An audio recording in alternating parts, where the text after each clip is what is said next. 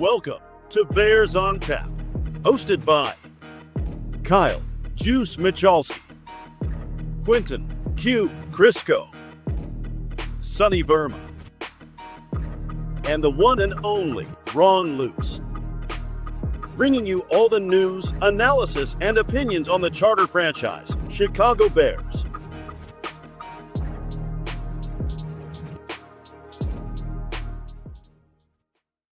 And we are here.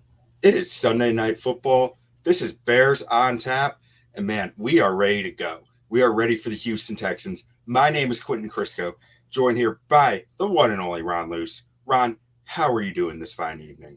Well, Q, I'm doing pretty good. I know it's not Thursday, but in a happy Thursday, happy Thursday form, we're going to crack them because we got some Sunday Night Football, baby. And I'm excited to be on here with you. I'm excited for everybody that hopefully joins us in the comment section. If you're watching along with us, whether that's on X, on Facebook, on YouTube, jump in the comment section. Let us know what you're thinking while we're doing this here, Q. But, dude, I'm doing well. How are you, man?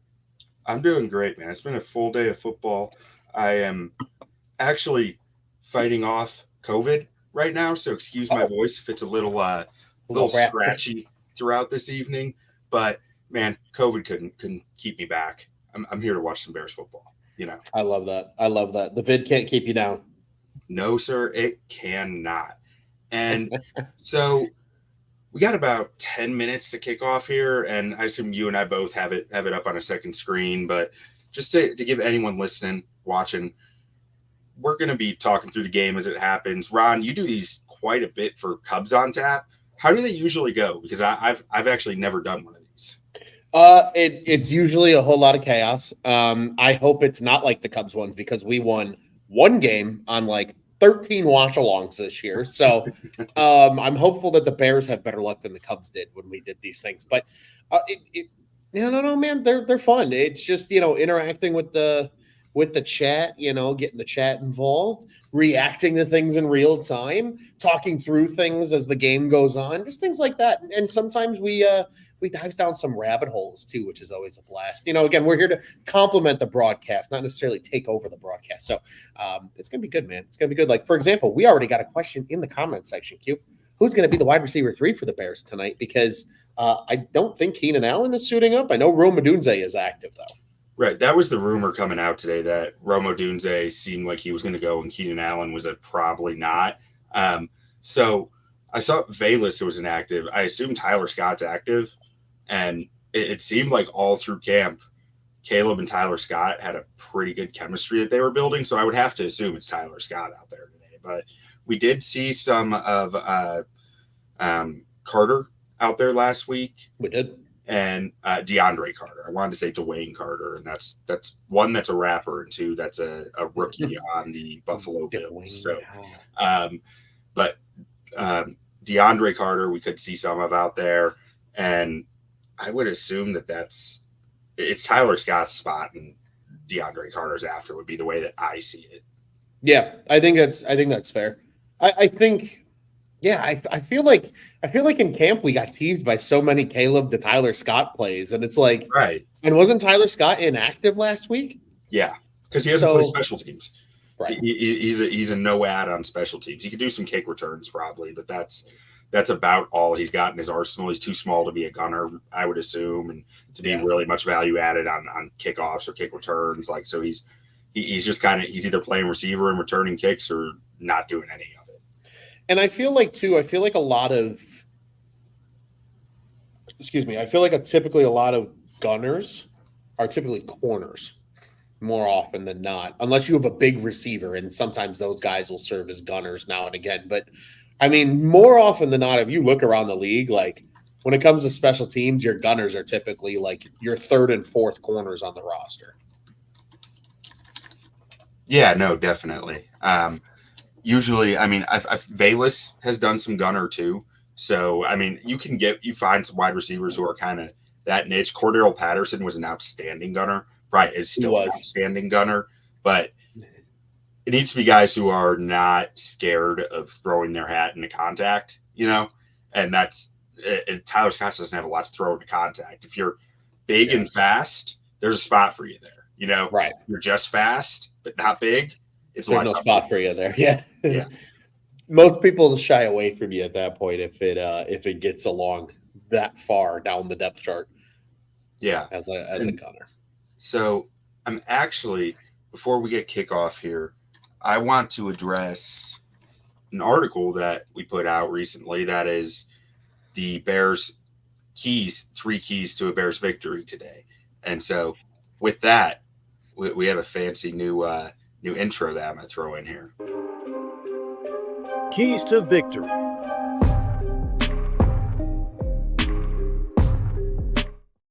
I just like to imagine that fish is Texan for full disclosure. So the first one, and we discussed this on the pregame show, attack the A-gaps. Texans have some weaknesses on their O-line, on the interior. They're going to be starting a backup center in Jarrett Patterson, who I liked Jarrett Patterson a lot in last year's draft. I think he ended up being a 5th or 6th round pick. I think I had a 4th round grade on him. And one thing that's been, I watched a little bit of his tape this week, and he's very technically sound. And I think that's why I liked him so much. Because I kept saying to myself, why is this guy not getting talked about more? Why is he so low on everyone's draft boards? Because he's so technically sound. Really, his footwork is very efficient, but his feet aren't necessarily fast. He's just very good at doing what he's supposed to do. He's very refined with it. And with, playing long, getting first contact, he has short arms, but he plays long consistently. But he doesn't have that NFL anchor.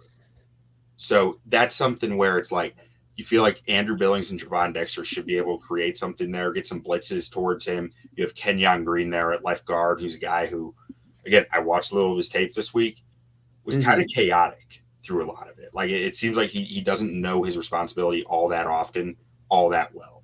And so attacking the A-gaps was the first one that we talked about. The second one was hustle and tackle.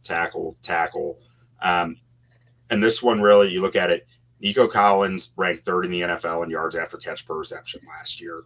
Stephon Diggs, he ranked 52nd in per catch, but he accumulated the 12th most yak in the league.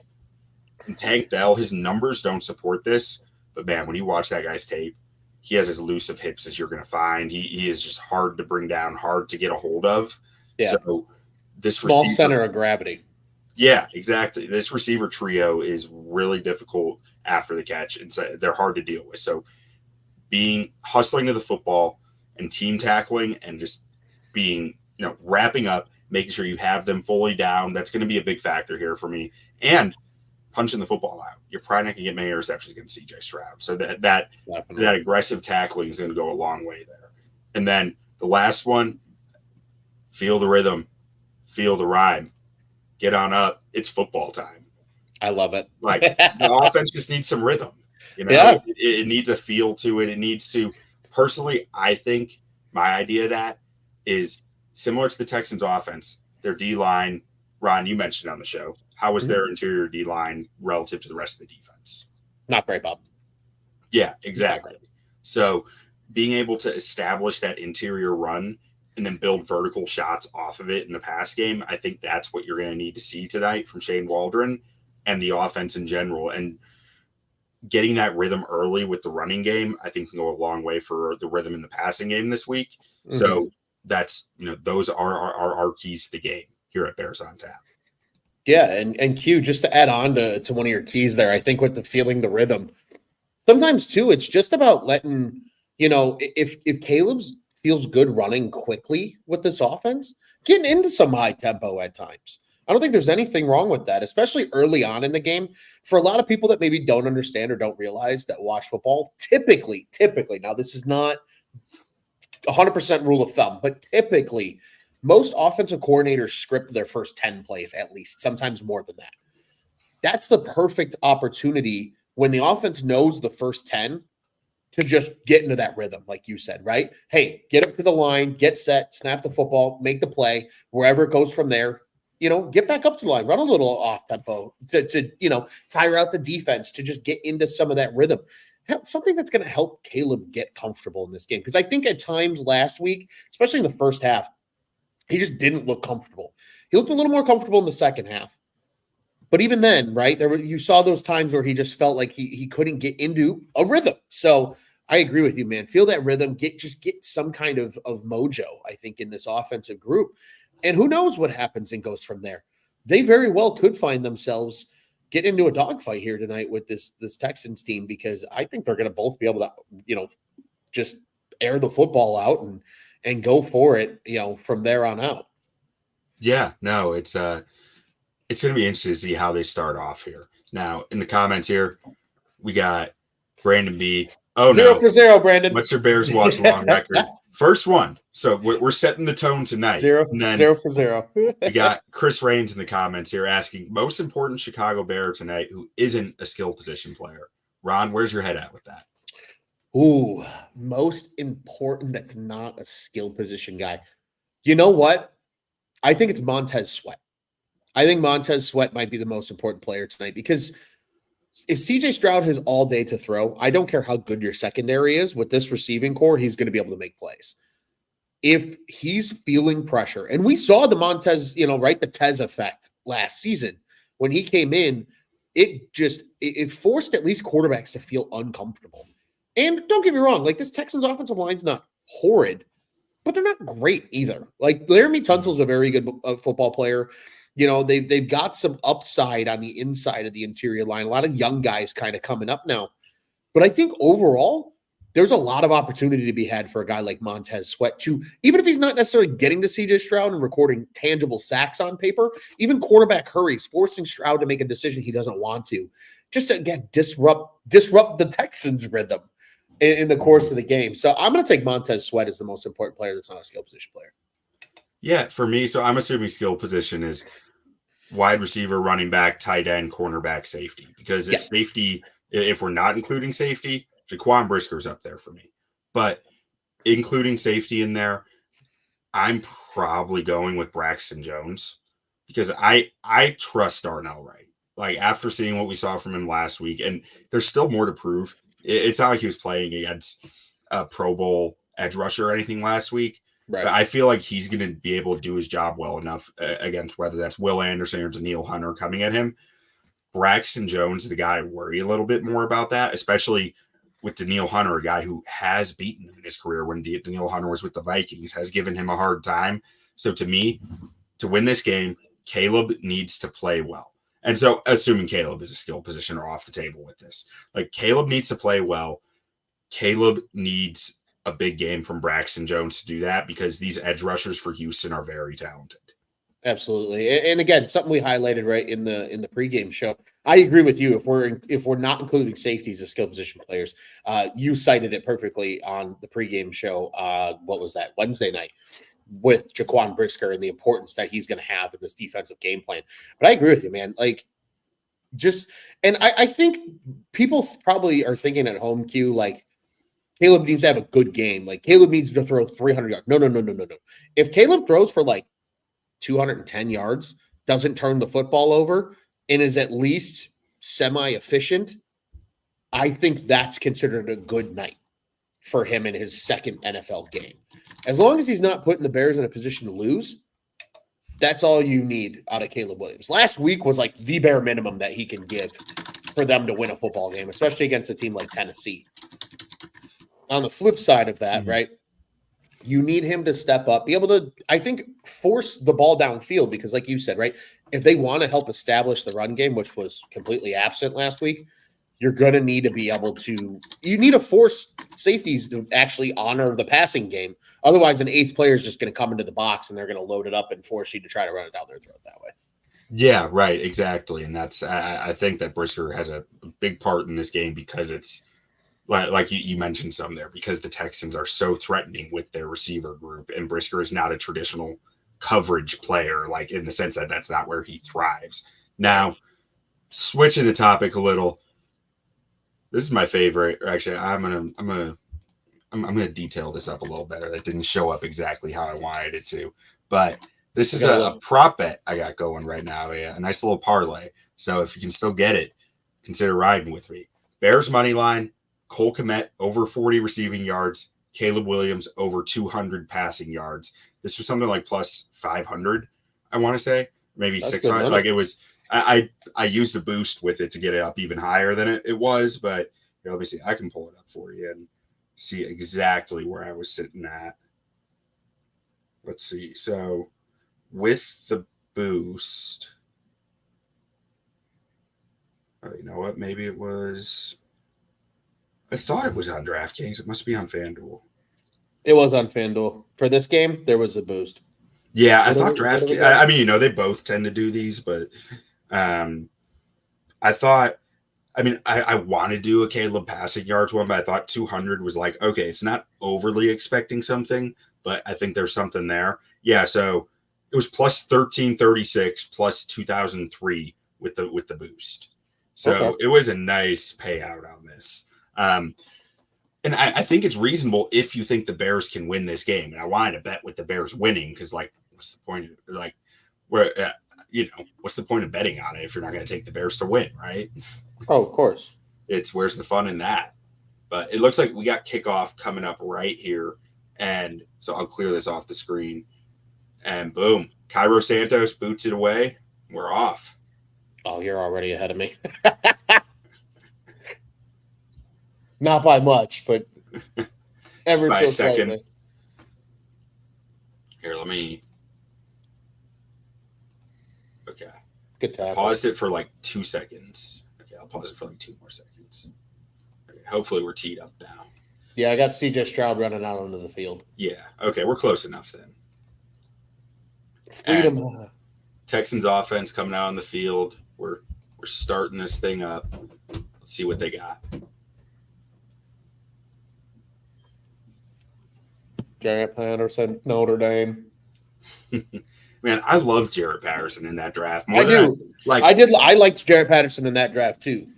So the biggest weakness was the anchor, and like that's something that I don't really think can be solved that much because he's such a tall center. Sure. Ooh, nice pass breakup to start. Byard almost got that thing. Was that it? Am I ahead of you still? Just a smidge, but that's okay. I'm not mad about it. Looks like Sanborn got the hand on it. Was it the Sandman? It might have been the Sandman. It was the Sandman. It was the Sandman. What a tip. The neck. I was so for that article, that 3 keys to the game, I was toying around with making a graphic of the Cool Runnings guys with all Bears like heads put over them.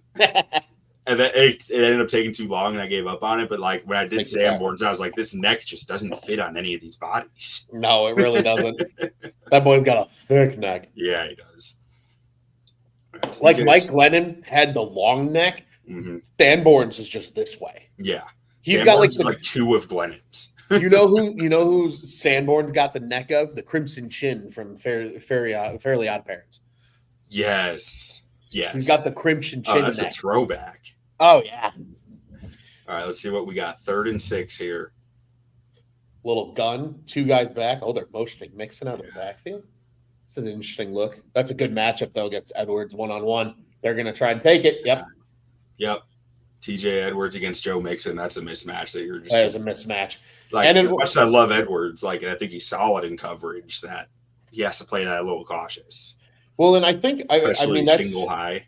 That's just genius from Bobby Slowick though, because there's going to be a quarter shadowing Diggs. Bring him into the backfield, motion, mix it out into the slot.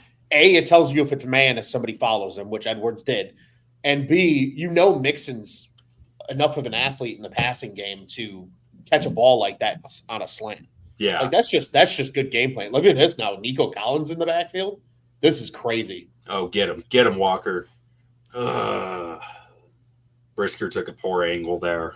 Yeah, Brisker over pursued that. Walker was right there too, man. He was almost. Walker is so good at like setting that edge and they had 2 tight ends on him. Looks like. Mm-hmm. 1 tight end in Tunsil. You can attack Tunsil in the run game. He's not a power player in the run game. That's also a hold on Tunsil. Is it though? I always have such a hard time with holds because, like, you know what my rule of thumb is technically with a hold. If the referee can see your hands grabbing something, that can be a hold. Okay. Because I think by NFL rules, it's like as long as your hands are inside and they maintain inside, it doesn't actually matter what the defender does.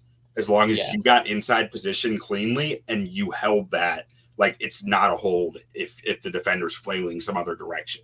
Yeah, it's usually they'll let you get away with it as long as you're like we used to call it right, like in high school, it was like driving the car. Mhm. If you're in here, you're fine. It's when you get out here is the issue. Yeah, and Jay Betts says it perfectly. Like the pre we're trying to do it at the same time. Yeah. The pre-snap movement is crazy right now Yeah. for Houston. Was that Texans that had? They're pointing to Texans, so I believe the Bears, obviously. Yeah, false start.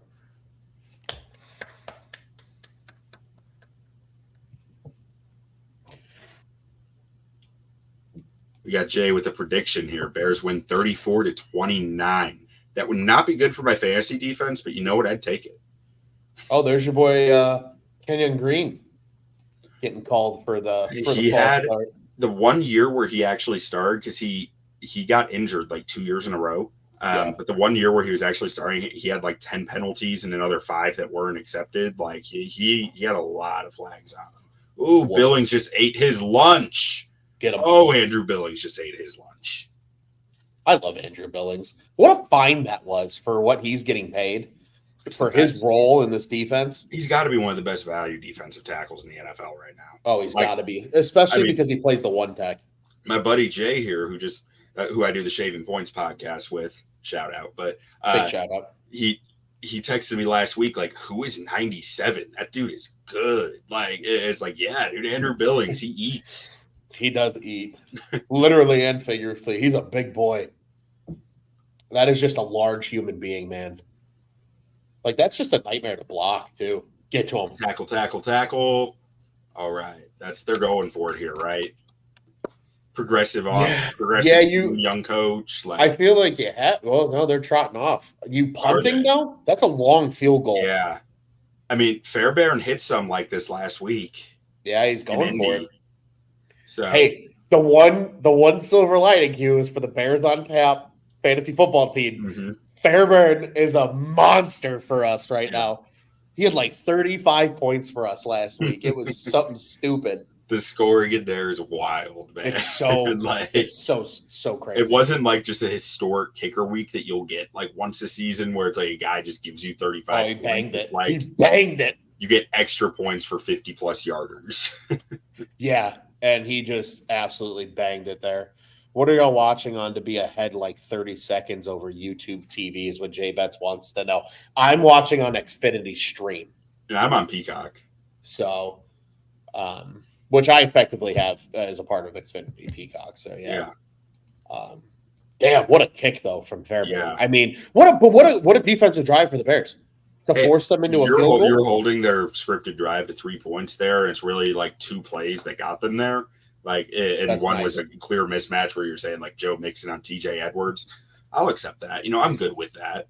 Yeah, and I want to bring up the comment from your boy Jay here real quick about that pre-snap movement a little bit earlier. This is exactly why teams script the plays. Is because you can get really crazy when the play is scripted because the whole offense knows what's coming. There is no like the quarterback's got to relay it in the huddle. He's got to relay it, obviously, to play, but everybody knows coming in. Like the coach gives you the first 10 and says, this is what we're running. Be ready. And then it's just, okay, get in the huddle, call it, go. Mm-hmm. So you can get really cute with a lot of this pre-snap movement stuff. But why that's important is it allows you as an offensive coordinator to see how the defense is reacting to some of the stuff that you might want to do later in the game. There's a lot of times where a first 10-play scripted play will set up something else, 12, 13, 14 plays down the road. So that's the one thing I think to keep in mind with a lot of things. And I think that's why they got so crazy with that pre-snap movement. 2 times you saw receivers motion into the backfield and then a running back motion out of the backfield. And in both of those instances, it was to get a mismatch for Joe Mixon for him to be effective. Once on the slant against Edwards, the other one on the jet motion where it was just a handoff and they let him get the edge. So, nice work by Bobby Slowick.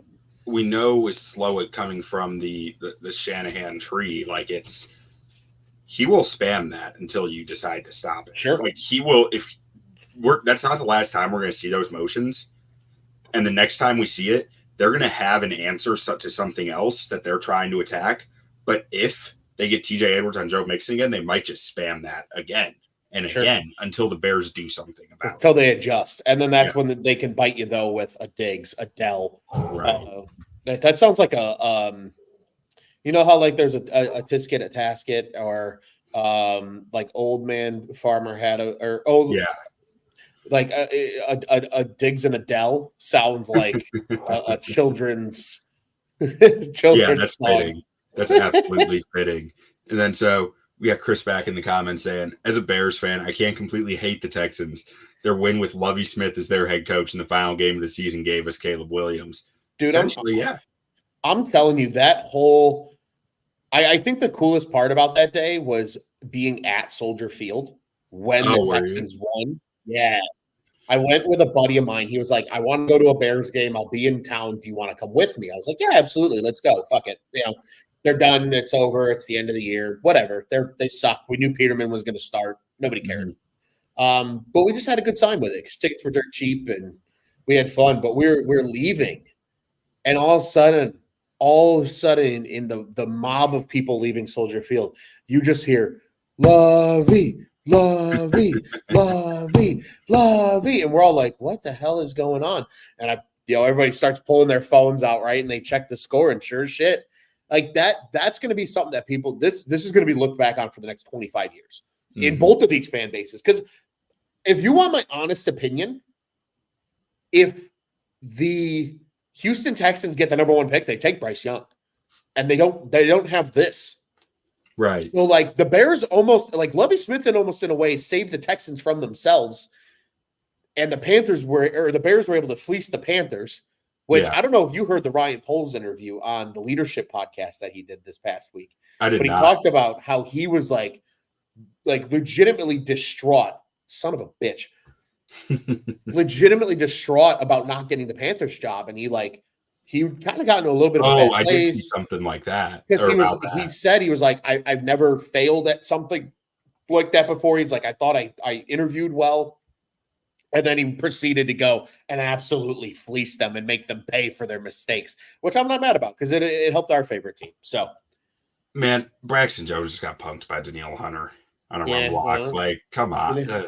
Danielle Hunter's a good ball player. You're not going to get DeAndre Swift first Bears touchdown with Braxton doing that. Like, not a damn chance. They gave him help this time. There we go, bro. Caleb. Good ball. Carter. Okay, Carter's wide receiver 3 to open it. You know what? After last week's game, I like them giving Carter some run. He's earned it. He looked great. And you know what it is? With the new kickoff format, you and I talked about this a little bit during the offseason, Q, about how the new kickoff format is going to favor those players that are good with the ball in their hands when they need to find holes. Giving a guy like DeAndre Carter the ball in his hands and then after the catch, just like that. He's the type of guy that's got that ability.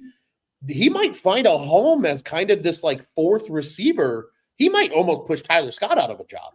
So one of our commenters, Chris Raines, I was texting with him before the game. He's a buddy of mine. And he said that he thinks the Bears need to get the ball out of Caleb's hands quickly. I disagreed with him, but he's spot on right now. Like I said, I want to see them build, like we talked about, build the run game, vertical shots off it. But they're using that horizontal game right now, and it's working well. I will say the one beauty of getting the ball out of Caleb's hands quickly is it helps him develop some of that rhythm cue that you talked about in the 3 keys, because it's quick, right? It's just you've thrown that dump off pass to the guy going to the flat 15,000 times in your life. Like that's just it's an easy throw. Get him in, easy completion, get his confidence going. All right, we're good. Let your playmakers make plays, right? That's the whole reason they built this roster the way they did, was to support Caleb Williams. Not to make him need to play hero ball, to let his playmakers be playmakers with the ball in their hands. And DeAndre Carter's been the dude so far. Wow, what a play with everybody in his face. Yeah. And I'm not used to a quarterback keeping his eyes downfield when pressure's in his face. It's weird. Yeah. Jay saying he's still 15, 30 seconds behind us. If anyone else out there is having that issue too, pause us for a little bit. We'll still get to you in the comments, but pause us so we're lined up with the game so that You're not. Hey, we don't want to ruin nothing right? for you. I don't want to ruin anything for anybody because Yeah. I've been that guy before where I've been watching something and I'm like on the phone with a friend and I'm like, yeah. They're like, no, why'd you tell me? And I'm like, I'm sorry. And Jay says Bears Chiefs Super Bowl is going to be sweet, which, hey, I'm here for it. I'm here for it. Even if they lose, I'm here for it. Okay, Caleb. This is coming out clean right now. Let's go. He's looking good. He's in that. Good. He's feeling the rhythm. He is. And and in that case, I mean, he's staring DJ Moore down, which is fine. He can because he's reading that linebacker, making sure that he doesn't flow back into coverage. They bit on the play action. I mean, that's exactly what you want. And I mean, especially without Keenan Allen tonight, I mean, DJ Moore is your top playmaker. And again, excuse me, as I'm fighting COVID, this is not an illicit drug. It is a vapor inhaler. Oh, you're good, man. Man, the run blocking it. These linebackers are flowing downhill fast. Yeah, well, they just used against them, but yeah, I think a lot of this drive is Waldron just finding out how that defense is going to react to what. Yeah.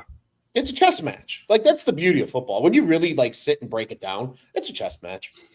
You're trying to set shit up off of other people. Would you luck? Yeah, I'm not cool anymore. Cool. I'm in my mid-30s.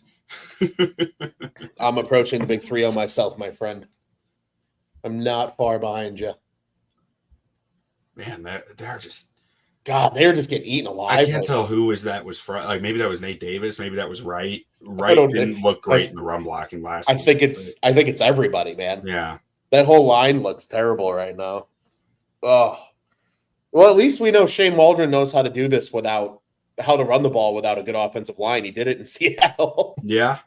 Yeah. I mean, I'd like to see some Khalil Herbert carries if that's the case, because he had some home run hits in Seattle. Like, that's true. Khalil Herbert's language is hitting home runs. Speaking of home, we have a Travis Homer sighting in the backfield. Yep. Third down, pass protection. He is such a good pass protector, though. Oh. Lift on Anderson. Oh, he's dead. They killed Caleb.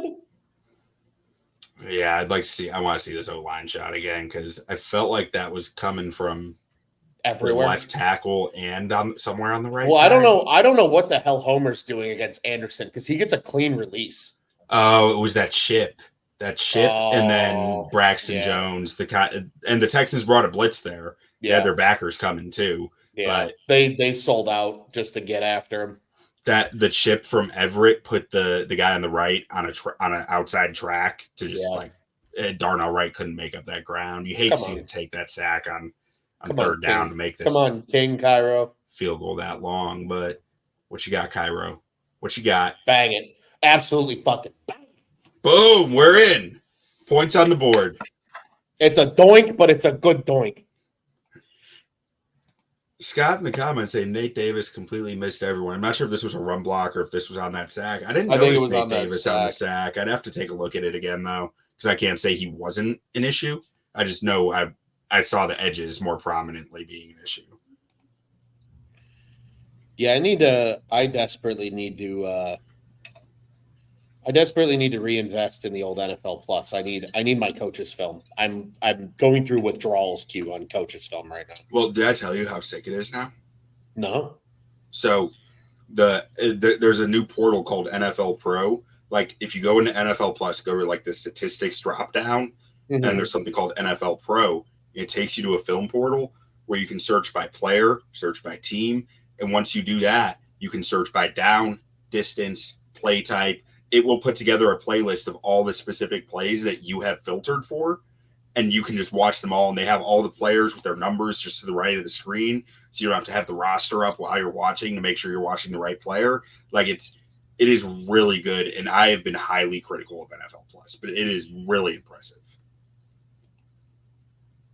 And that might be an investment coming quickly. I'm literally selling it to everyone, because I'm looking at this and saying, either the NFL is going to get a ton of people to subscribe to this, or they are raising the price like crazy. And I don't want them to raise the price like crazy. So go buy it. Exactly, and agree. And then we got Chris in the comments. RB needs to stay in and block. They can't have him going out of the backfield. Our line can't block. Honestly, I watched that play. I see Braxton Jones getting beat. I saw The whole left side of the Gerald line. Everett's chip hurting more than helping. So Yeah. either have no chip there and Darnell Wright can just play as normal, or you could have the running back stay out in the backfield and help off that chip.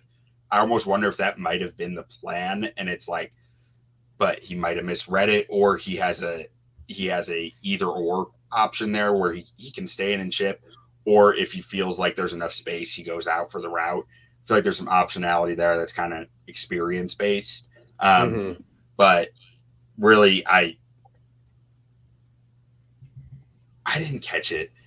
A part of me says there's no reason for Caleb not to find his check down there, which again is learning. It's a rookie, but I also think a lot of the check down was wide open. Like Homer was wide open for the pass, and I almost prefer that.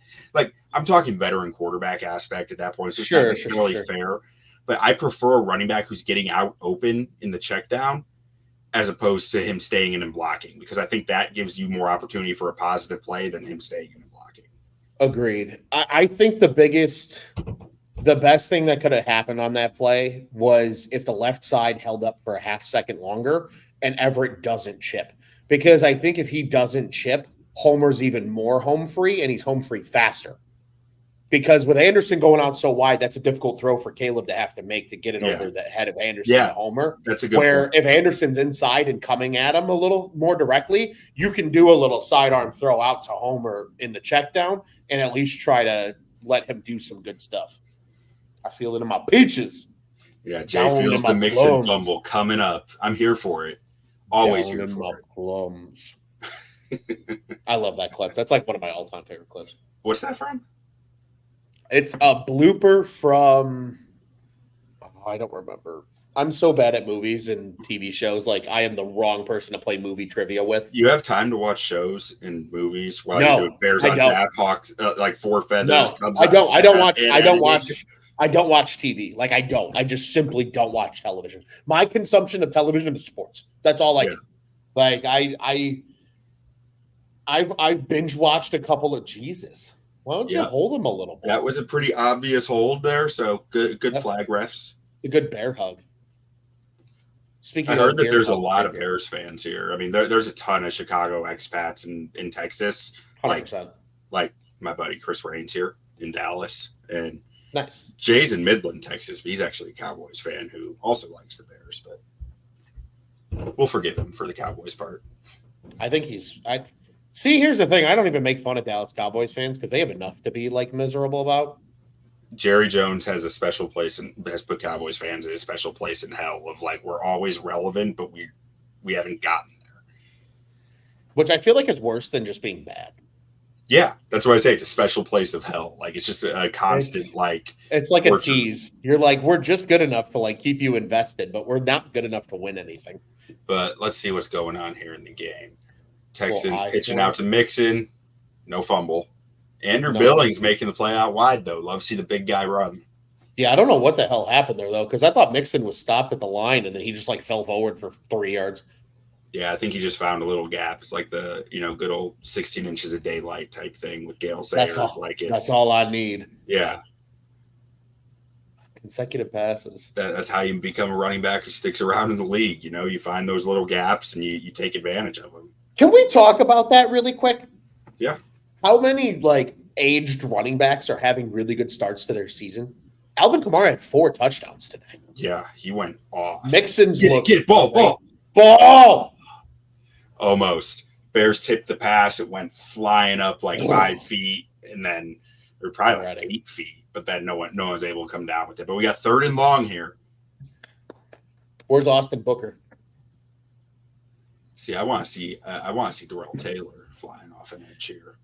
Can we get both of them out there? Is that humanly possible? You could. I mean, they played Austin Booker at some 3-tech last week, which is an interesting choice. I don't hate it though because he's long.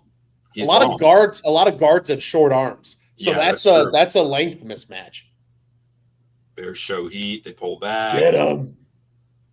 Stop them. No first down. No first down. But again, are they at the 50 here or near the 50? They're at the 50. They're going to go for this. This is inches. Yeah, they're in no man land. They're in no man's land. Nice spot. So that's like a half a yard. It's about a yard. That yellow's not. Is it off? Yeah, it's slightly off. I mean, it's close. Yeah, it's at about the half. It's inches. Yeah. It's inches. Yeah, they're going for it. Please, for the love of God, don't run it up the middle. Yeah, well, I mean, they got it out wide. I don't know. Jesus. Felt like Tremaine Edmonds was a little slow to react there, but it's hard to tell. He was just the closest to the target. Cade Stover, guy you and I liked in the draft process. Oh, yeah. Cade Stover is a good football player. I like the usage of him as a fullback. Yeah, like an H-back there. Yeah. Which H-back has to be one of the most confusing football terms. Like, because HB is halfback, but an H-back isn't a halfback. Well, because I think it's just a problem of the original football terminology is too old. Because originally everything was run out of a two-back set, and there was a halfback and a fullback, right? There was a full and a half. Yeah. Now, like that H-back term, it's become such a hybrid position in football. That's a good play for Tank Dell. It's such a hybrid position now in football, and the traditional fullback is largely dead, that I think there just needs to be a terminology change. I think it just needs to be, RB and then like HB, and then that's your H-back. Like he's your tight end running back kind of hybrid guy versus your running back's just your running back. Like none of these guys are halfbacks anymore, right? No, they're not really. I mean, I guess I don't even know the distinction difference that well that you all just went through. I mean, I just know the term. I've heard like the F tight end used for a similar role before. Well, that's different though. So like every offense has different terminology for the different positions. Right. So I'll give you a glimpse into what our college terminology was at St. Xavier. We had the log and the rock. The log and the rock were the most outside receivers on the left and the right because LR. Mm-hmm. And then we had the Q, who was kind of that like running back receiver hybrid. Like he would come into the backfield to take handoffs. He would play in the slot. That was kind of the Q's role. And then we had a Y, and then sometimes we had a Z. And the Y would be on the left, the Z would be on the right because of in the alphabet. And then so the Q was the guy that moved around. Then we had a running back. So obviously they weren't all on the field at the same time because that's six guys then and roaming in the backfield. But that's how we did it. And it's just so that way everybody knows what their position is. Wait, did the Bears just buy a flag? I think they did just buy a flag because Tyreek Stevenson So sticking your finger inside a guy's helmet isn't a flag, but the shove is the flag. I mean, I'm here for it. I'm here for it. I'm not mad about it. Tyreek Stevenson seems like the most annoying dude, which is like 100%. Which, when he's on your team, you absolutely love. Yeah. When he's not on your team, you despise. Jay in the comments, I wish I had a Bobby Slowick. Me too, Jay. Me too. I can't believe he stayed in Houston. If the Bears walked away from Flues, Slowick was the guy I want. Like I was like, get Bobby Slowick in here. Him and the Detroit Lions OC. Ben turned down Washington. Yeah, Ben Johnson. Who walked away from Washington. Ben Jarvis Green Ellis.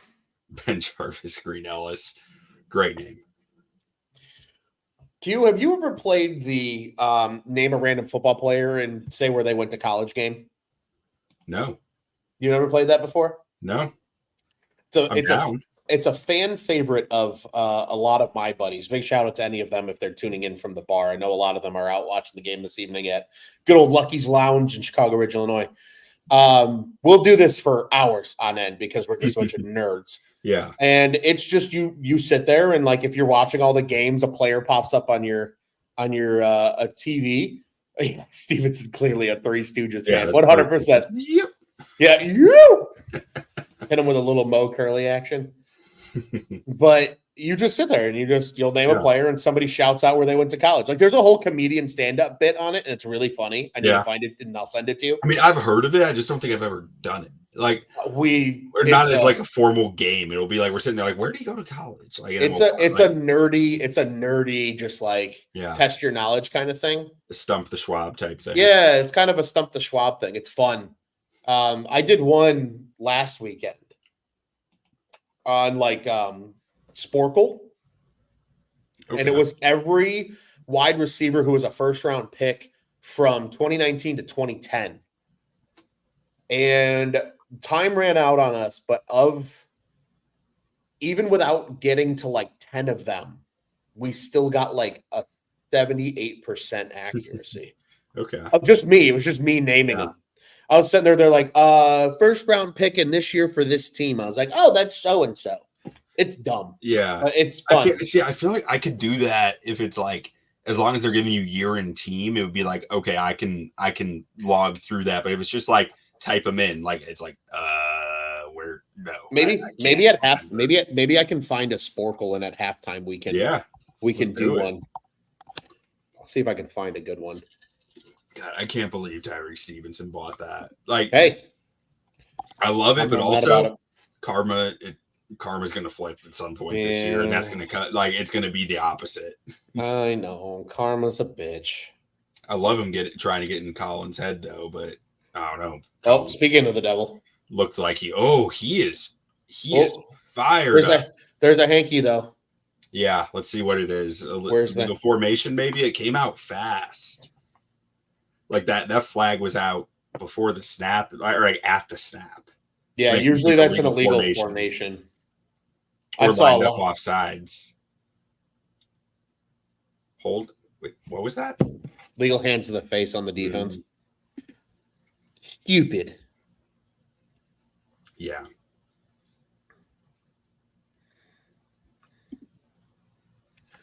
Yeah. That's why it came out so quick. It was on the right at the jump. Yeah. Yeah. There's Nico. Selfishly, my dynasty fantasy football team's really happy about that play, but my fandom does not. Giving it to Jalen Johnson at the end here.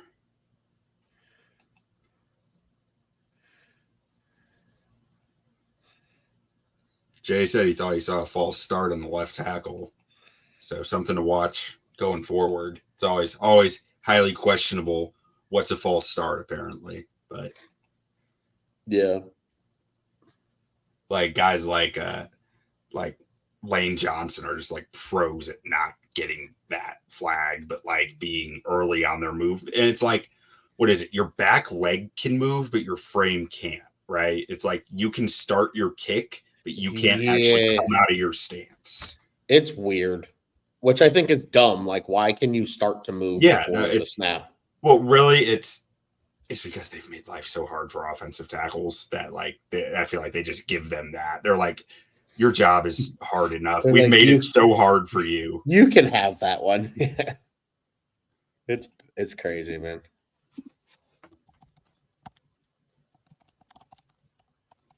But yeah, I like that idea. Let's get a Sporkle up and try to go through it. I'm trying to find some good ones here. Yeah. We just saw Davis Mills on the sideline, Chicago Bears legend. Davis Mills, heroic fourth quarter comeback. What a legend! Overtime. Ooh, this would be fun. What is it? NFL 1,000 plus yard receivers in the 2000s. Okay. From 2000 to 2009. Team and year. Team and year. Okay. There are 199 of them, but you get 9 minutes. I think we'll need some help from the commenters, I'm sure, but that's hey, that's okay. It's an interactive activity during the half when we're absolutely sitting around waiting for more football.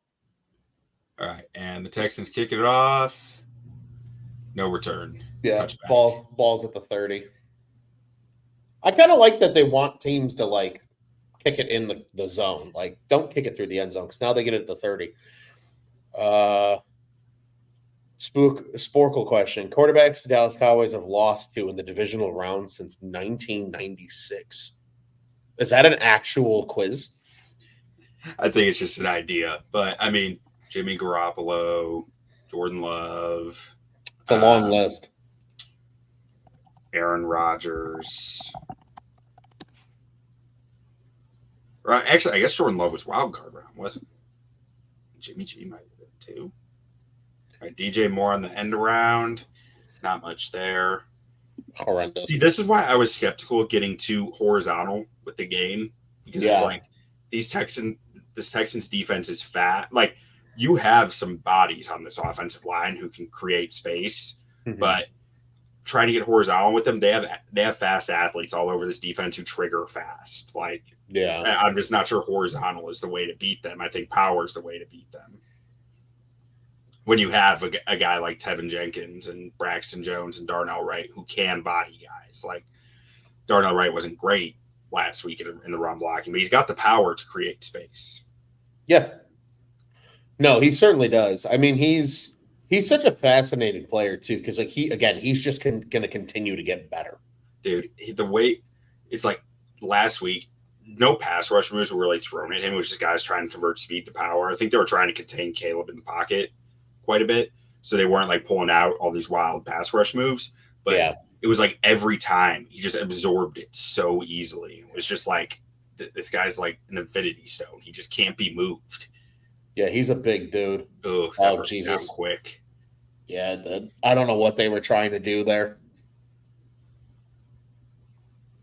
Smart to just get it away, though. But yeah, I just don't know what the hell that play was. See a replay of that? Because I mean, they must have brought heat. I think just shit broke down. Again, I just don't know where they're trying to. I hate not getting a replay. Yeah. They want a replay. I just don't know what they were trying to do. I think what they were trying to do is open something with like play action, but unfortunately, just like you said, just too many guys got home too quickly and it just broke down. Yeah. Well, and I mean, if they were going off last week's tape, Tennessee had some nice success with blitzes. You know, like they're probably saying, "Hey, let's make them prove they can beat the blitz and go from there." Yeah. Which you got to find your answers quickly. I'm curious if they held extra guys into block there, because it's hard to beat a blitz when you hold back extra blockers, right? Like it's hard when you have a tight end and a running back helping to block and they're sending 7. Yeah, 1-on-1, like your running back isn't going to win 1-on-1. He might hold it off a little bit, but you only got 3 guys in routes then. Like it's really hard to actually win when you're holding guys back to block. Like the quarterback needs to be able to process that.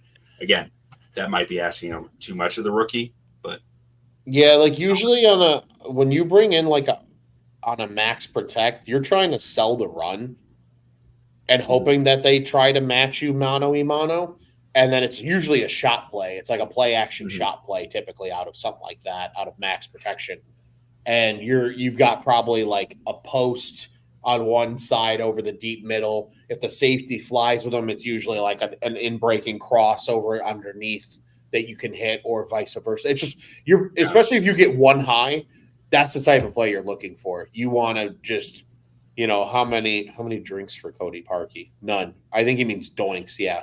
Doinks. Thanks, Jay. Yeah. Too many. Actually, so there was 4 in the Lions game, right? He hit 4 posts in the Lions game. And then he double doinked in the Philly game, so 6. Yeah. 6 on 5 kicks. Gross. Absolutely gross.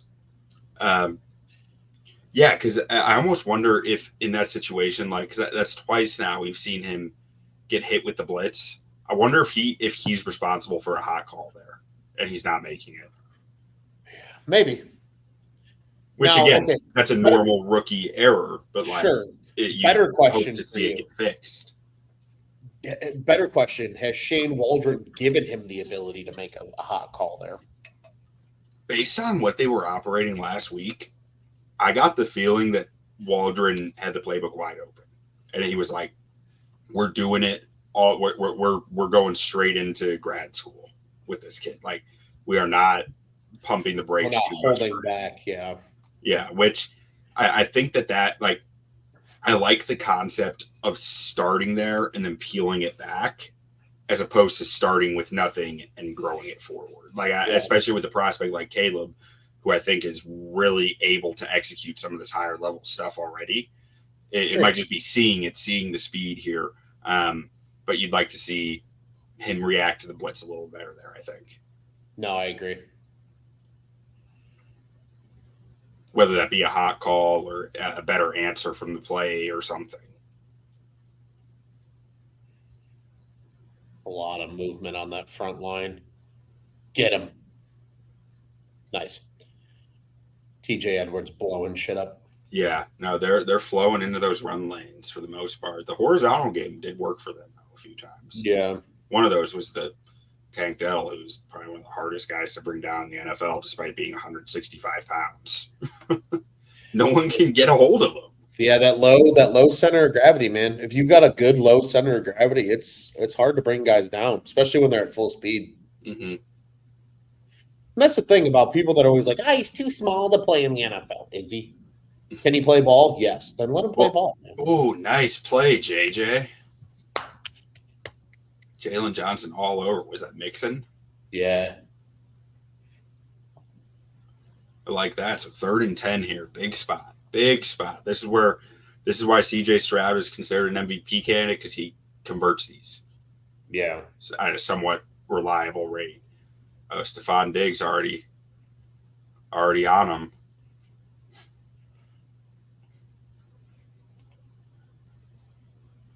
This has got to be a Diggs here. Feels like it. Yeah, the way they set that up. I mean, I guess they could. Oh, look at the mismatch. Or I guess that's Dalton Schultz on TJ Edwards down low. Yeah. Oh, what a catch. Diggs taking Stevenson to school a little there. Yeah. We'll get a replay hopefully on that. Yeah, let's see how he just breaks out of it beautifully. Yep, cut inside, boop, head fake, yeah. And that's a perfectly placed ball though. It looked like Stevenson was playing for the inside cut. Like he set it up well. There's a red hanky on the field. I mean, there were guys in the Bears sideline saying no catch. That's close. I don't know if you can take. No. One. Oh, no, that's a catch. Yeah. I don't know why they were saying it's not.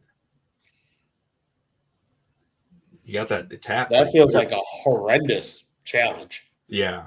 That feels like a huge waste of a challenge. Yeah. I don't know about that. Yeah, I don't know. And there's got to be somebody in the booth that's telling them hey, challenge that, or somebody somewhere that's in Eberflus's ear that's like, hey, that's worth a challenge. That's whoever called that. That's a horrible call. Yeah, I mean, based on the replay, I get the vibe it was just a player on the side and be like, he didn't catch that. And Flus was like, you didn't? Okay. Sporkle quiz: LeBron or MJ? I'll let you answer this. I mean, is that really a debate? No, I know the homer answer in Chicago is to say Jordan, and I agree. I think they're two very different players. Yeah. LeBron is the greatest basketball player for a long period of time because he's been dominant and he can do everything. Jordan is just flat out one of the craziest competitors of all time. You know what I mean? He was just a stone cold killer. Whereas Bron is just a freak athlete. There's a difference. I don't know. I go back and forth on it because LeBron, his numbers from an all around perspective, sure, they're better. But when Jordan needed to play distributor, he was pretty damn good at that too. Sure. It's I have a hard time saying LeBron beats Jordan in just about any way. And I'm very biased, but I just defense. No, LeBron, Jordan was better at defense. Jordan, the only argument that really makes any sense to me is saying if you're not arguing for time adjustment of okay, the eras, the players are better now than they were then. If you're saying that you're not factoring that into everything, then yeah, sure, LeBron might be better if you took 90s MJ and current LeBron. But like if MJ grew up in the same timeline as LeBron and had all the benefits of that training and everything, I think he's that much better. Well, and I think that's something that I've started to do a lot more of is like just appreciating the greatest players of their era. Mm-hmm. Right? Like appreciating Jordan for being the greatest player of his era. Yeah. Bron is the greatest player of the current NBA era. Like, that's just what it is. Jay, it's Duncan, trick question. Dude, that dude, Tim Duncan is severely underappreciated in the NBA. We are a pro Tim Duncan podcast. If Tim Duncan wants to come on the podcast and talk Bears with us, we know you're a big Bears fan, Tim. Come on. Come join us. Oh, get him. Get him. Get him. Don't let him get away with this. Get him, Taylor. Ah.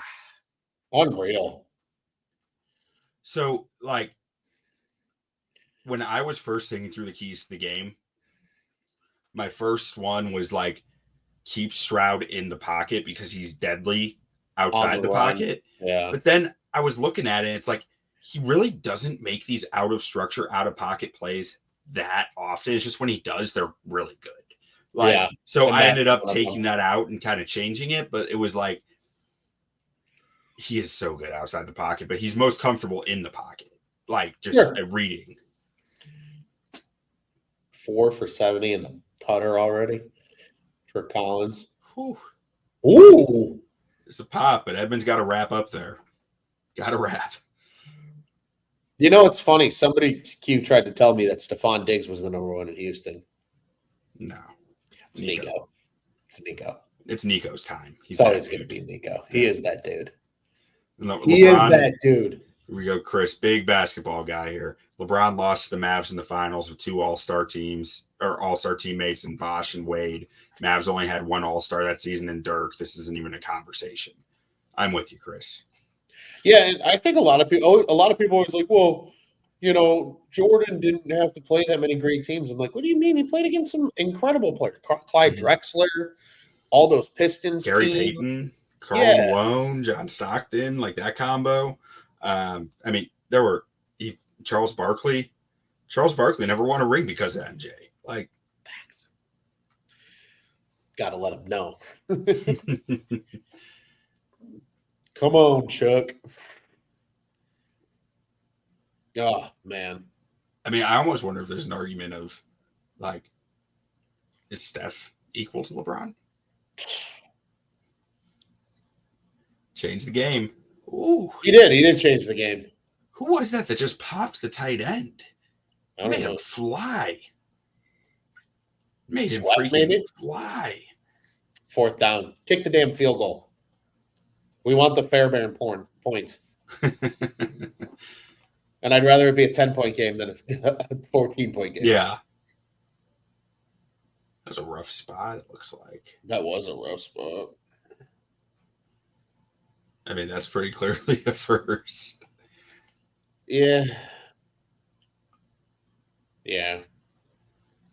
That pylon cam is so nice. That is nice.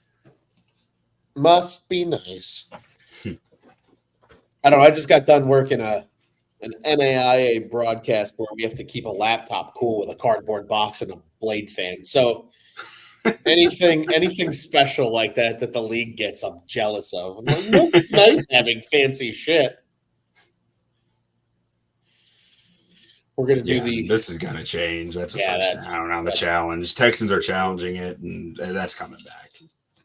Oh, we got a script flip? Oh, maybe not. What?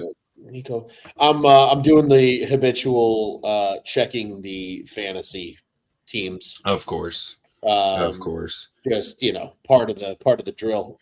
Is the Bears on Tap fantasy team still slated to we're about 99% to absolutely throttle. Yeah. I think we're doing good in that league. I think we're doing okay. I think we're going to win this league at this pace. Oh, and I don't even think we have to stream defenses next week because initially we were saying we would because of Miami. Yeah. No Tua. That's true. We might just stick with Seattle a little bit. Yeah. What did they do today? 30 points? Yeah, that'll play. Yeah. went toe-to-toe with the Ravens defense. I have never seen defensive scoring like this. This is insane. It's insanity. This league, let me see if I can pull up the rules for it. Like the actual defensive scoring. Oh, we still got Devontae Smith, too. Yeah, so team defense is, the normal points allowed, X amount of points, but then less than 100 yards allowed is 5. And so it's yardage, too. Every 3 and out is worth 1 point. Every fourth down stop is worth a point. Every sack is worth a point. Every sack yard is worth 0.2 of a point or 1/5 of a point. Interception return yards are each worth 1/5 of a point. And it's kind of bonkers. Yeah. While we're at it, very in agreement here with blank name. Horrendous challenge by Eberflus. That was just bad. Like that very clearly was a catch. I mean, there's no way around it. Absolutely no way around it in my eyes. Oh, poor kid. So I play last Michael Jordan thing. Dream team players Jordan beat in the playoffs or finals. Malone, Stockton, Magic, Mullins, Drexler, Ewing, and Barkley. Jordan supposedly didn't beat anyone, but he beat half the dream team. It's true. It's true. That is true. But that's enough basketball talk for tonight. We are I'll dig it back while we're looking at the replay here to some football talk. Fantasy football. I'm playing in a league with all of my cousins and friends and family of cousins type thing. 1-0, and I am absolutely throttling my opponent this week. Yeah. I have probably the best team in the league. I waited on quarterback. I took Caleb as my starter, real late. I got Stafford as a number 2. Okay, so no. So I guess I'm mistaken here. I thought it was, where is the football when the player goes out of bounds? It's where's the football when it goes out of bounds. Okay. So I thought it was when the player lands out of bounds, but I guess it's when the football actually crosses the plane of out of bounds. Okay. Yep. It's all about the ball. It's all about the ball. Okay. So then that was the right call. Yeah. Because I was thinking it's where it is when Diggs lands, but I guess that would be kind of cheap to give them. Jay says only in the end zone, I thought. Yeah, only in the end zone when it's as long as you hit the pylon, that's where the in the end zone comes into play. That's why the pylon's there. If you hit the pylon, you're good. Yeah. Because Jay, you have to realize the pylon on the first down markers is already out of bounds. So if you're hitting that pylon, you're already out. On the end zone, but in the end zone, is in the field of play. It's on the field of play. So if you hit that pylon, you're in play. That's the difference. Yeah. We got the rules starting over here. Quarterbacks We're just studying. 2016. Bears are tied for third most with 13 quarterbacks since 2016. I want to throw up. I mean, that's while drafting 3 different quarterbacks in that span in the first round in the top 11 picks. Oh, I hate this franchise so much. Oh. Yeah, literally, if you added together the pick numbers, it's under 15. Yeah. Well, and I mean, also it was even if you go further back than that, there were the Jay Cutler years, but Jay missed 1 or 2 games every single year. So it was every year there were at least 2 starting quarterbacks. You think they actually let him return it? I think if it's right on the line, they might, but that went out of there. Right. We need some points here. It doesn't have to be a touchdown. You need some points on this drive. You give Houston another chance to get points. Yeah. This can start to get tough to come back from. You can get this down to 7, it'll be okay. Yeah. Oh wow, Caleb and Peyton Manning and Andrew Luck, little baby Caleb. Look at little Caleb. Oh, that's why he's not doing well. He was exposed to Russell Wilson. Cole Kmet time. Let's see. I think Kmet can be a real factor in this game as long as they get. It's a good matchup for Kmet. Fall a little out of love with Gerald Everett. Yeah, they really there you go, Swift. Okay. There's O-line got some nice push there. Need more of that. I'd love to see Shelton getting off, like just plowing a guy into the dirt. That's great. Oh, now they're moving quick. I like this. Yes. This is where they got rhythm last time. Yes. Wanting to hurry up. Let's see what they got.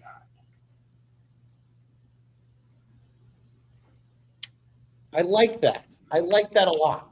Do you like 3rd and 3 run up the middle, though? 3rd and 3? Yeah, or 2nd and 3. 2nd and 3 run up the middle. If you're going quick like that, yes. Yeah, okay. If you're huddling up, no, I would actually try to take a chance downfield and then come back and just try to barrel it in. He didn't get it. What are we awful quarterback sneak attempt. What are we doing? That was horrendous. Yeah, I just don't like that call there. Like, you know they're. I don't know. Yeah, they're going for it. Shane's wheeling something into Caleb. Big spot. Deuce right, 76 wheel, X go, quarterback sneak on 1-on-1. No, I don't think it's going to be that. 70% probability from next gen stats to get it. Why are we in the gun? What is this bullshit? Got it. Did he? I thought so. I thought I saw him cross. No. Well, they're calling it a first down. Why is Juice our short yard power back? Like, is Roshan active? Yeah, he was in uniform. I saw him. Why isn't this Roshan? That's his, like, why is Roshan on the roster if this is not his spot? It's literally what he's on the roster for. Yeah. Yeah, they gave him a really good spot. Yeah, just snap it. Get the playoff. Yeah. Just get the damn playoff. For the love of God. This is where I feel like Caleb's taking, like, I don't want a challenge here, and you're giving them time. I know. I'm like, dude, the play doesn't need to be perfect. Just get the damn thing off. Nice, though. He loves DeAndre Carter. Yeah, clearly. Absolutely loves DeAndre Carter. I mean, Keenan Allen was out for a good portion of camp. Like, True. Odunze is probably not the most reliable with his knee right now, or not the most capable. So, like, he probably got some nice reps with DeAndre Carter. Yeah. I mean, Rome made a nice catch a little bit earlier. Chris says should have done the tush push. I mean, I think that's what they tried on 3rd down. That's what they tried to do. You know why? Chemistry with your own line on that. Yeah. You know why I hate the tush push? Because the Eagles had the offensive line to do it, and then everybody else in the NFL thinks they can do it, and they can't. Because you need an elite offensive line to do the tush push the way the Eagles do. And a powerful run. Like, Fields was really good at it, but Fields was a powerful. Because he was a powerful runner, right? Yeah. Yeah, like Jalen Hurts, that's a powerful runner. Like, right. But you also had literally the best offensive line in the league. Each of those guys are 300 plus pounds, shoving their way up the field, and they're just anchors. All right, it's 3rd and 4. What do we got? They're coming. False start. God damn it!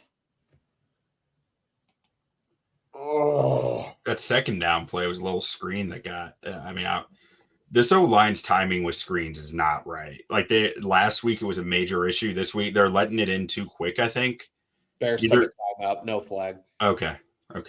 That's comforting then, at least. I mean, you only have one timeout left, but is it though, Q? Is that really comforting? It's better than a flag. You're at what, 3rd and 4, 3rd and 9, 3rd and 14? Like, no, thank you. You know, that's a drive killer. At least the timeout, it's not a drive killer.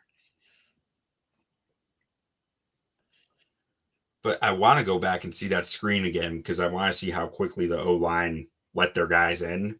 Because that was an issue against Tennessee last week. Way too fast. They were not holding them up for enough. It's like it's almost like it hadn't been practiced enough, or I'm not sure what exactly. Again, we got Chris saying they're showing blitz again on 3rd, that they are. Will Anderson's offsides. Yeah, he is. At least according to the red line. No, even according to the ball. His hands even with the ball. God damn it! They're offsides! I call this on the offense, though. Yeah. Out of a timeout, man. You can't be doing that out of a timeout. The carded on Darnell Wright. That's my dude Darnell Wright too. I blame the orange uniforms. Yeah, always bad luck. I hate them. I hate them so much. I just want the old monsters of the Midway unis back, like the navy with the orange letters. I was telling my fiance tonight they would have done so much better with these orange uniforms if instead of the C they did the actual bear head on the helmet. Yes, give me a bear head. Yeah, I want that. Give me the bear head. You changed it to this, so it's everywhere. Yeah. Put it on the fucking uniform. A lot of pressure coming. Oh boy. Oh boy. Don't play a hero ball. He played hero ball. He almost got out of it, but didn't. Good God, this offensive line. We're not beating the blitz. Something's like here. Let's see. Because I bet you right now Waldron's trying to set shit up that takes time. Why are we doing so much Gerald Everett shit? Also, there's no check down anywhere? Well, and on top of it, Gerald Everett was kind of a check down, but he was covered. You only had three or four guys in routes, and they were all covered. And on top of it, the offensive line. I don't know what it is about Coleman Shelton and not keeping his fucking head up for loopers, but it happened again. Did that happen there? Yeah. Davis saw the looper, not Shelton. And by the time Davis tried to get back, it's too late. Okay, Torrey Taylor. That's how you flip the fucking field, man. Okay. Weapon. Absolute weapon. Ron, what are your thoughts on the Cardinals? Fuck the Cardinals. Wait, which Cardinals? The Arizona Cardinals?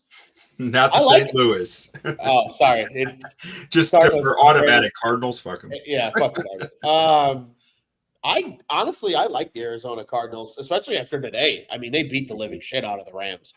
I've got Marvin Harrison Jr. in a league for fantasy, so very excited to see what he did today. I've got Kyler in a league as quarterback. I had Kyler as a sneaky fantasy guy this year. Like everybody was poo-pooing him, and I'm like, good, poo-poo him. Let me get him in the 7th, 8th round of my drafts. I think they're a better team than people expect. I know a lot of people think Gannon is really corny as a coach, but I think he's a good coach. Because think about it, that Eagles defense has not looked the same. Corny's only corny till it starts working. Like Dan Campbell's corny as hell. Like Eberflus is corny. That's probably not the greatest example though. But like there are corny coaches out there who do great work because they get buy-in. As long as you get buy-in, corny is fine. Yeah, and that's the thing with a guy like with a guy like Gannon. Like it's clearly working in Arizona. I mean, they're only 2 years removed from. I mean, you had 2 consecutive years of a top 10 pick. Like they realistically, that's a team, in my opinion, that could sneak into the NFC wildcard. I really think so. Every year, Shaving Points podcast has a team that we don't sleep on. The first 2 years, it was the Lions, and it was the year they went like 8-9, and then the 9 and 8, 8-9. Did they make the playoffs? No, they just missed. They just missed. There was like 2 years of that, and then it was like they were a clear like Super Bowl contender. It was like, okay, we can't not sleep on the Lions anymore. No one's sleeping on the Lions anymore. So then last year it was the Texans. This year it's the Cardinals, and we're feeling pretty good about our picks because our picks we kind of crushed them. Yeah. You got a good track record. No, I like what they've done, especially after these first 2 games now, just seeing what they've done. They weren't great last week. Kyler was kind of running for his life a lot in that first game. But today, when they got to actually kind of settle in a little bit more and Kyler actually had time to throw the football, I mean, Marvin Harrison was toying with LA's corners today. He was so open on so many plays. It was unbelievable. Paris Johnson Jr. might have killed a few people. Like I saw some blocks from that was like, okay, Paris, like you are playing. He's a monster, man. He's an absolute. There's a reason they took him. They traded back up to take him after trading down with the Texans. Yeah, and Chris mentioned in the comments the Bears have the best matadors this side of Mexico. I assume that's because they opened the door. Oh, they've been doing a lot of olaying. Which I mean, they didn't pick up that blitz well, but also I just don't They like that. I didn't see a good answer anywhere for Caleb. No, I agree. I think a lot of what Waldron's calling right now is anticipating the line to actually make their blocks. I think he needs to start calling stuff that just get the ball out quickly because the line clearly cannot hold up right now. Nice play. You need to, like, Caleb's got to have some checks when he's seeing them show pressure.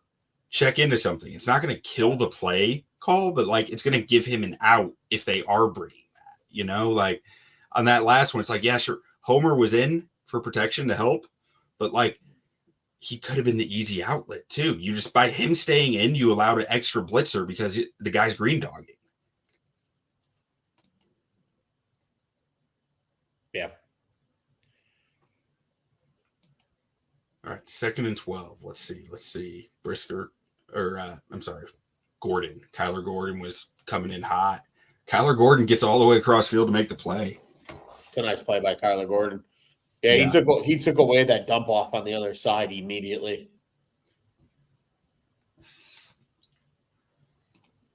This is a good Sporkle quiz. What college has the most Super Bowl starting QBs to win over the last 3 years? What college has the most Super Bowl starting QBs? Well, let's think it through. The last year's was Mahomes and Purdy.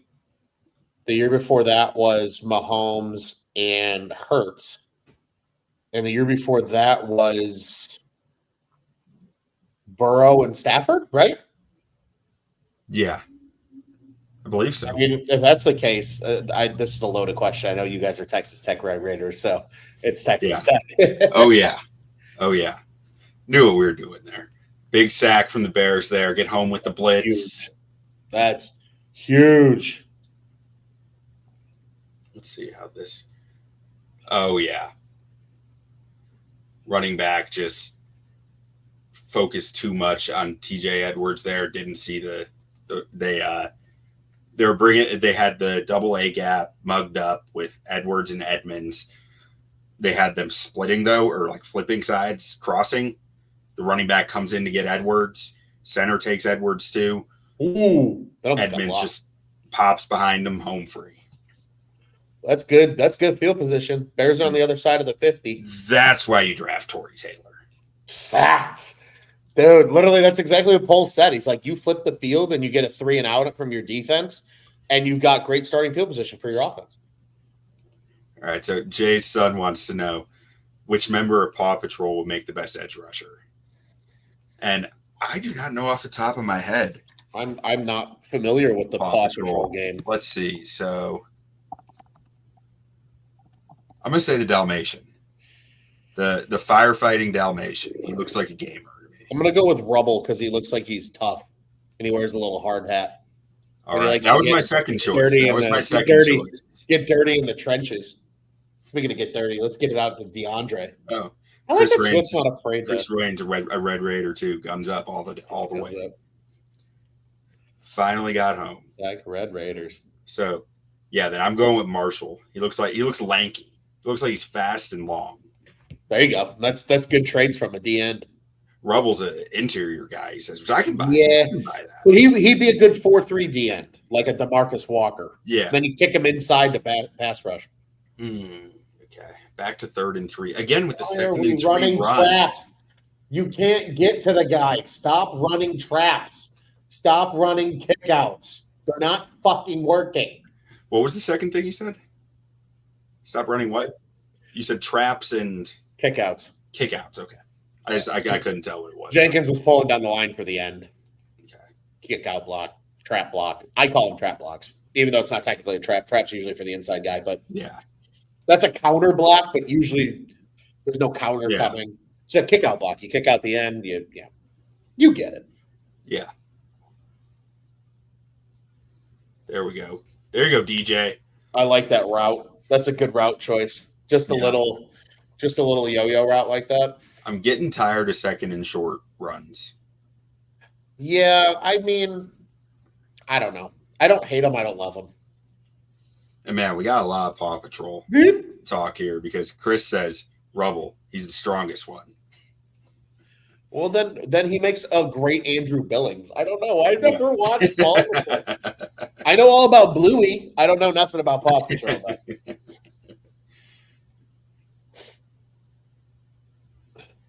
I know nothing about Paw Patrol. Yeah, I'm not sure we can talk much more Paw Patrol before we have to mark this as made for kids, and I don't know how that vibes. Nope, can't do that because I've already dropped at least 15 F-bombs.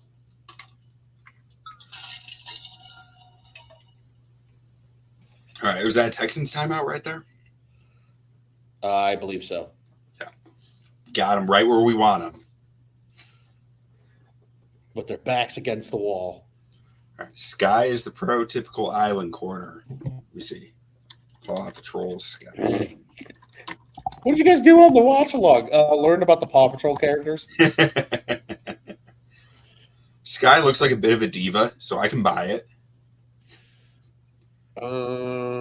Sky. Yeah. Like that's like a I'm great in coverage, but I'm not playing the run kind of corner. That's fair. I'm an adult, please. Yeah, thank you. All right. Well, we'll have to give our full draft profiles on Paw Patrol for this upcoming draft season. 100%. Okay, no, she's got that dog in her. Okay. So she's like a nickel corner. Coming down hard on the run.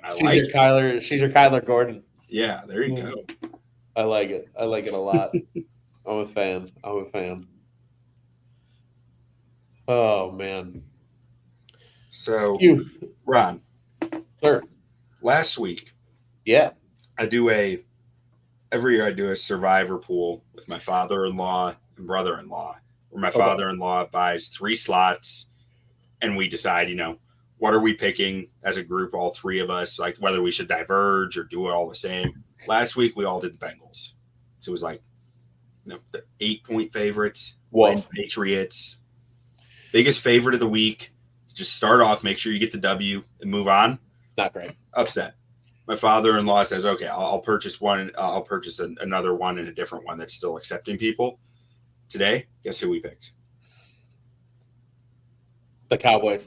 The Ravens.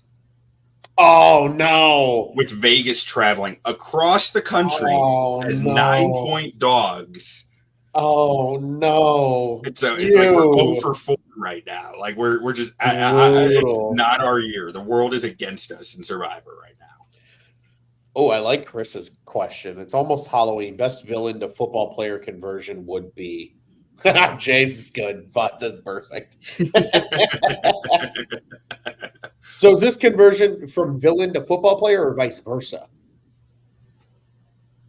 Or both? Because Bane would be a badass defensive lineman. Mm-hmm. Bane would be an incredible D tackle. He's big. He's long. He talks with a great voice. He was born in the darkness. Why Gerald Everett again? I hate Gerald Everett is getting way too much love.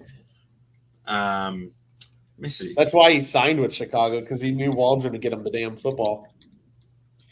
Aaron Rodgers is already the boogeyman. Easy answer. It's a good one. He does strike me as almost like a Joker-like villain, Aaron Rodgers. He sits behind the desk. He's got the red eject button to fire, to send somebody to the depths of hell, aka the trap with all the alligators in it. Villain to football player. Thanos would be a monster D tackle. Ooh, could you imagine him and Bane as your 2 D tackles? Yeah, I mean that would be filthy. Herbert caught a pass. Holy shit! Who did? Khalil Herbert. Okay, I like it. They want to get more involved. Then that's what they want him to have more snaps. They want defenses to respect it a little. Darth Vader, he has the Force. Be really good just about anywhere. Yeah, I'd put him at linebacker so he could force the football to him every single play. I'd put him at quarterback. This is not cover 2 coverage. You get a lot of coverage bust when you got the Force on your side. That's facts. The Terminator. You are running cover 2. We are running cover 2 coverage. Thank you. Let's see. I got Michael Myers because it's impossible to run away from him. That's a good one. I like that a lot. That's funny. Yeah, because you can't run away from him. Nobody's ever run away from Michael Myers. No, He's going to run down anybody. but will they reach the end zone before he catches them? That's my real question. It's a fair question. He's not very fast. Like he's a long distance. Ah, Darnell. God damn it! What are we doing? Why is it? Oh, why is this Bears team still so fucking frustrating? Can they play the Tennessee Titans every week? It'd be nice.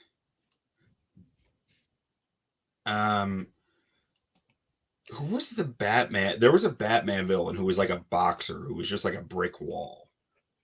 Oh, no, I'm thinking No, it wasn't Deadshot. I'm thinking of a Marvel villain. Who's the guy from X-Men?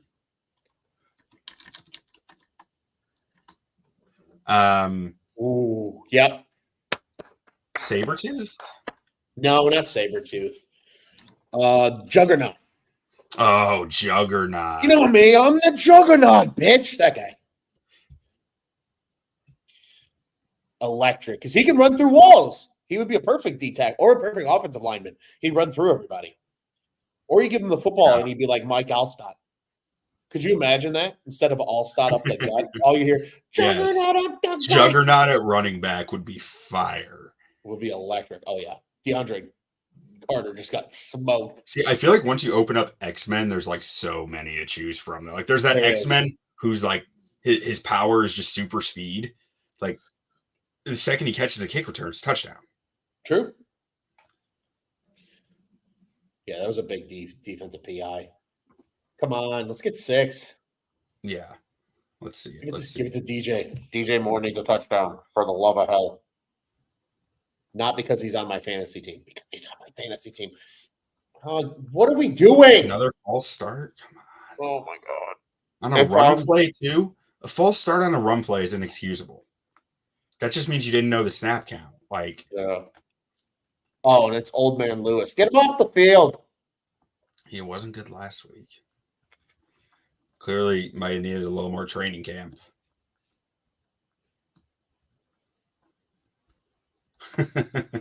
D'Amico Ryans and Mercedes Lewis in the same draft class. That's hilarious. Funny. Absolutely hilarious. Ron.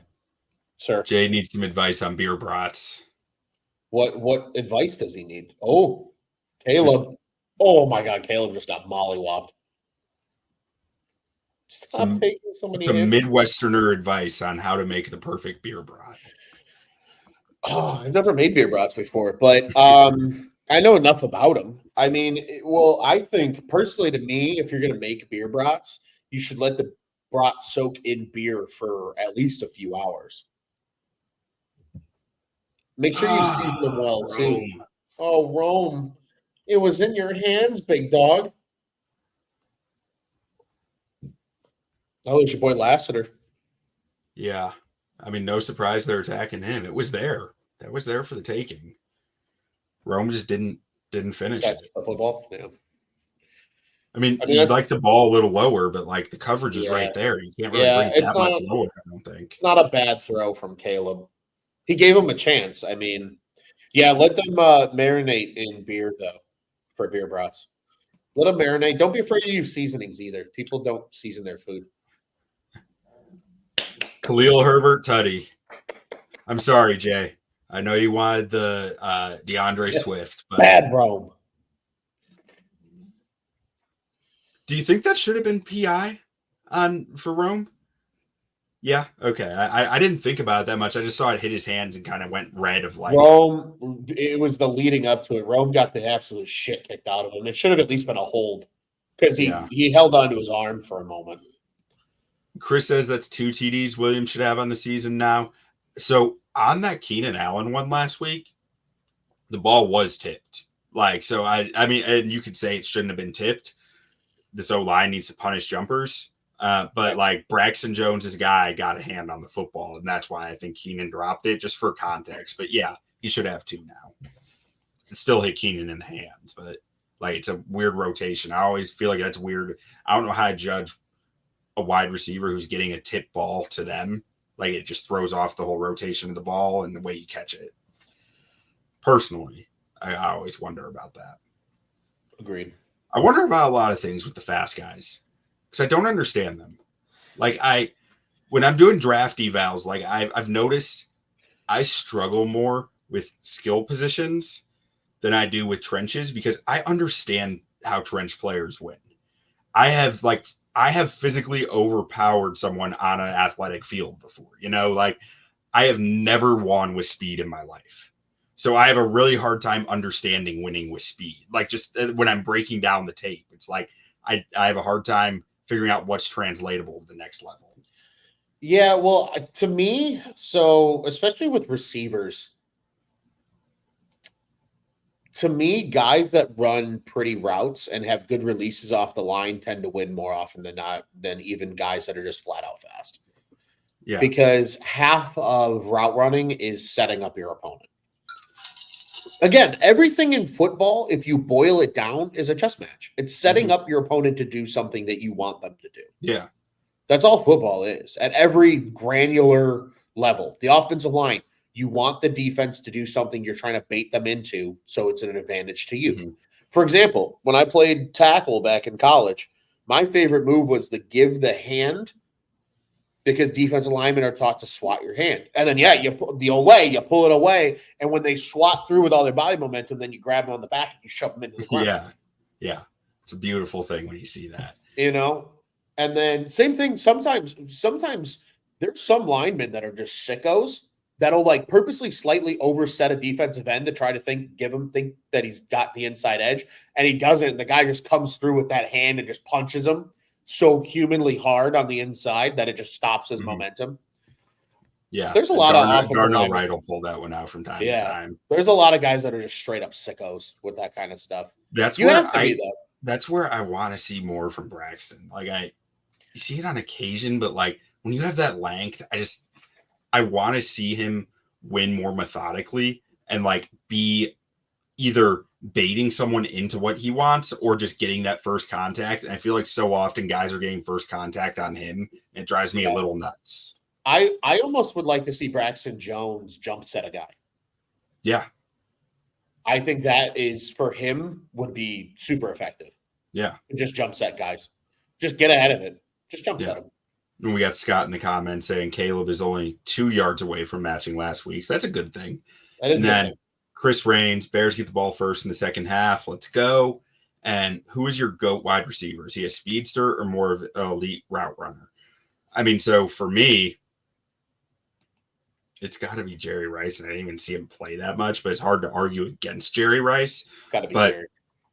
Ultimately, I mean, for me, for football that I have watched, Randy Moss was unguardable. And he was both. Randy Moss was fast and a good route runner. Yeah, he was a great route runner. I mean, that's the thing, though. Think about all the great all the great receivers of our generation, even not even the Jerry Rices and those guys of the 90s and the 80s. We'll call it from the late 90s to present day.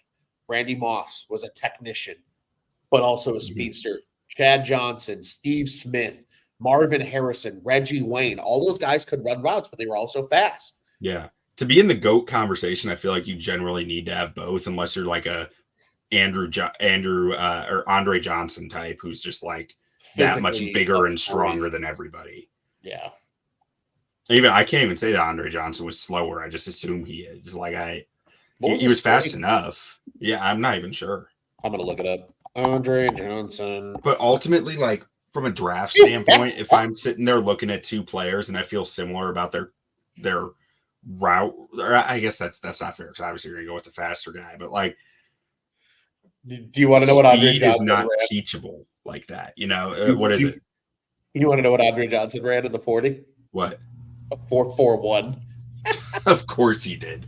Of course he freaking did. So he was still fast. He was still fast. It's crazy, though. Some of those guys, though, are fast, but they don't look like they're fast. You know who was like that? Quick baseball reference. Chris Bryant, when he ran the bases, was like that. Yeah. Like, he didn't look fast, but all of a sudden you're like, oh, shit, he's already scoring. Yeah. Some guys just don't look fast. What? But they are. Quick little diver. What the hell happened to Chris Bryant? I honestly think that was a guy that loved baseball and wanted to be a Cub forever, and it didn't work out. And then I just don't think he wants to play anymore. I think he's lost a lot of love for the game.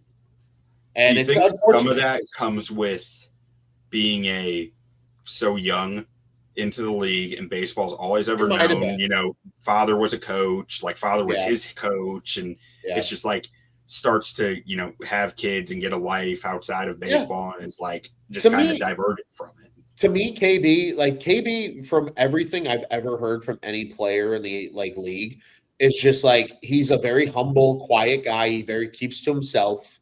Like he doesn't love the limelight. He's not there for that. Like he's just a good, honest guy. He just likes to play ball and, you know, spend time with his family, and you know what I mean? Like that's just kind of who Chris Bryant is. I don't know. I would love to see the Rockies Is that a catch? What a catch. Collins is eating, man. Did he get 2 down? I don't know. Let's see. Control 1. No. Only 1 foot, I think. That's bang bang. Like you might say he got control with 1 foot down and then stepped. No, I don't think he had control until his left foot was off the ground. That's incomplete. That's got to be incomplete. Yeah, Johnson knew it. Yep.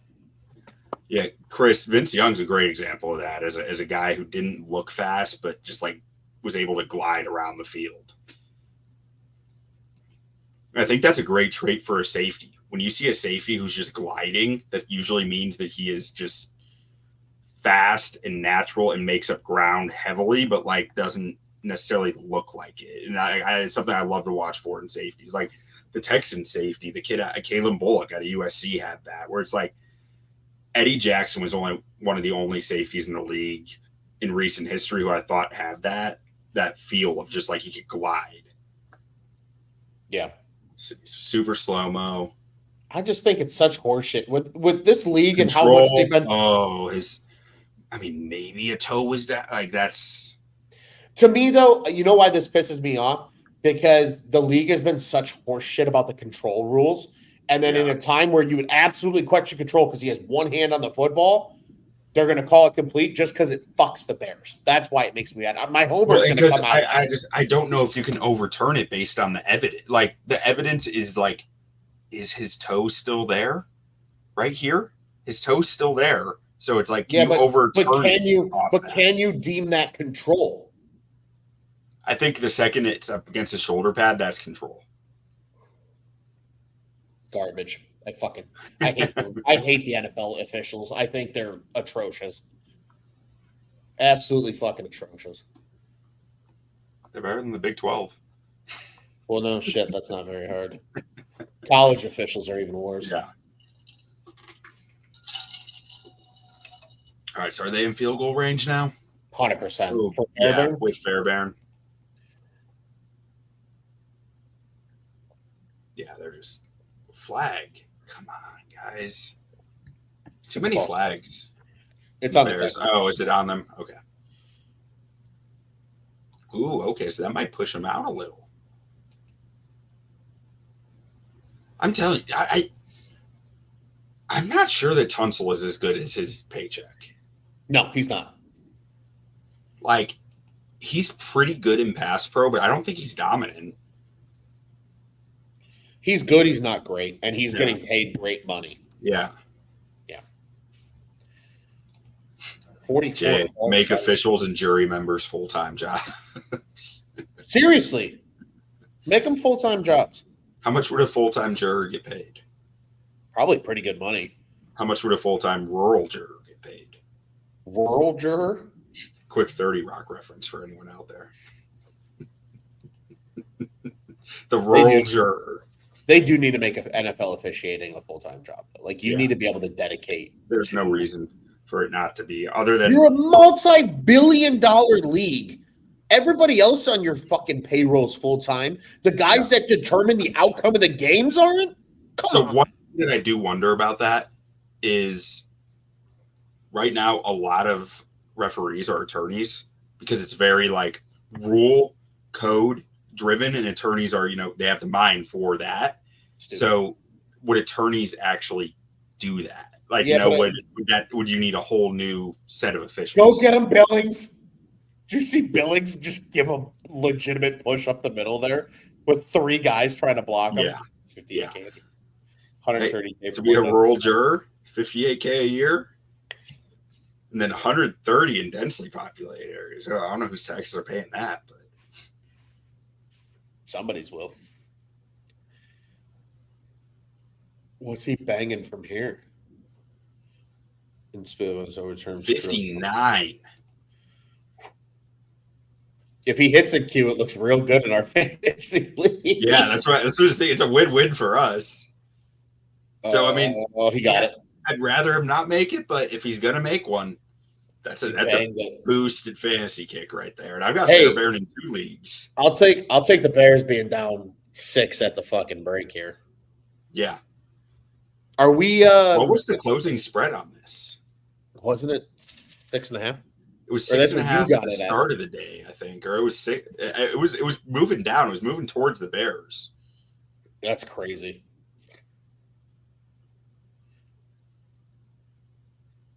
Yeah, Fairbairn's a G, man. I'm so glad we went with Fairbairn. Like the indoor, and he's just crushing these. I don't know if he did these last year or the last few years, but he's looking banging. Awesome. He is. That thing just squeaked in too. Woo!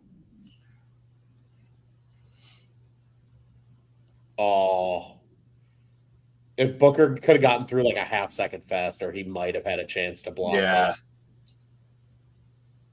Let's see. So Fairbairn's got us 27 in fantasy right now.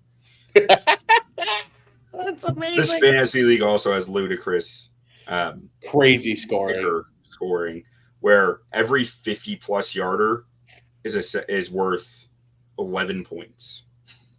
See you later, Jay. He's going to watch Game of Thrones. Get after it. House of Dragon?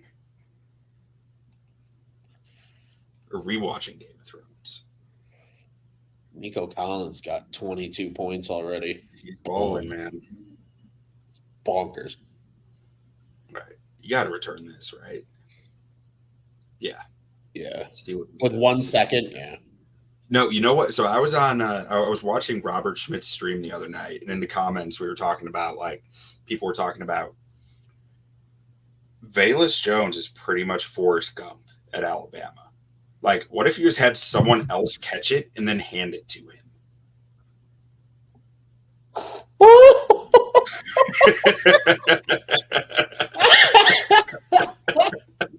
That's amazing. And then you could call him incredible. Then you could call him Ferret Gump. Oh my God. That's funny, dude. Oh, that's too funny. I can't. That's so funny. I mean, would it work? It might. It honestly might. Yeah, you just hand it off to him and tell him to run. Holy shit, that's funny. That's electric. I love that so much.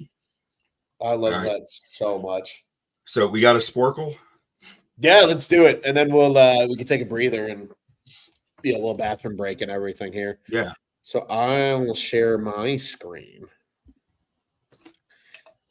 Share screen. This one. Bang. All right. Can everybody see? Yeah. Can you zoom that in at all? I can try. Yeah, there you go. Like that? Yeah. All right. Are we ready? 2002. Yeah. All right. Play quiz. Martin Harrison. There we go. Torrey. Yeah. Yeah. Minnesota. Randy Moss. Denver 2000. Rod Smith. Yeah. Oh, okay. Arizona 2001. That's Larry Fitz was not in the league yet, right? Nor was Bolden. Let's move on. Andre Johnson's the next two. Yeah, Johnson. There's gonna be a lot of Johnsons. It's gonna do Keyshawn. 2007. That's got to be. In details, Reggie. Yeah, Reggie Wayne. Wayne. Bruce Lewis 2000. Yeah, Isaac Bruce. Terrell Owens. 2000 Owens. Yeah. Bolden. Fitzgerald. Yeah. Larry's a couple of them here. Carolina. Steve Smith. Yeah, Steve Smith. Oh, is it not Smith? Oh, 2000's Muhammad. Sorry, that's Moose. Oh, yeah. That's Moose and Muhammad. Horn? Marquez Colston.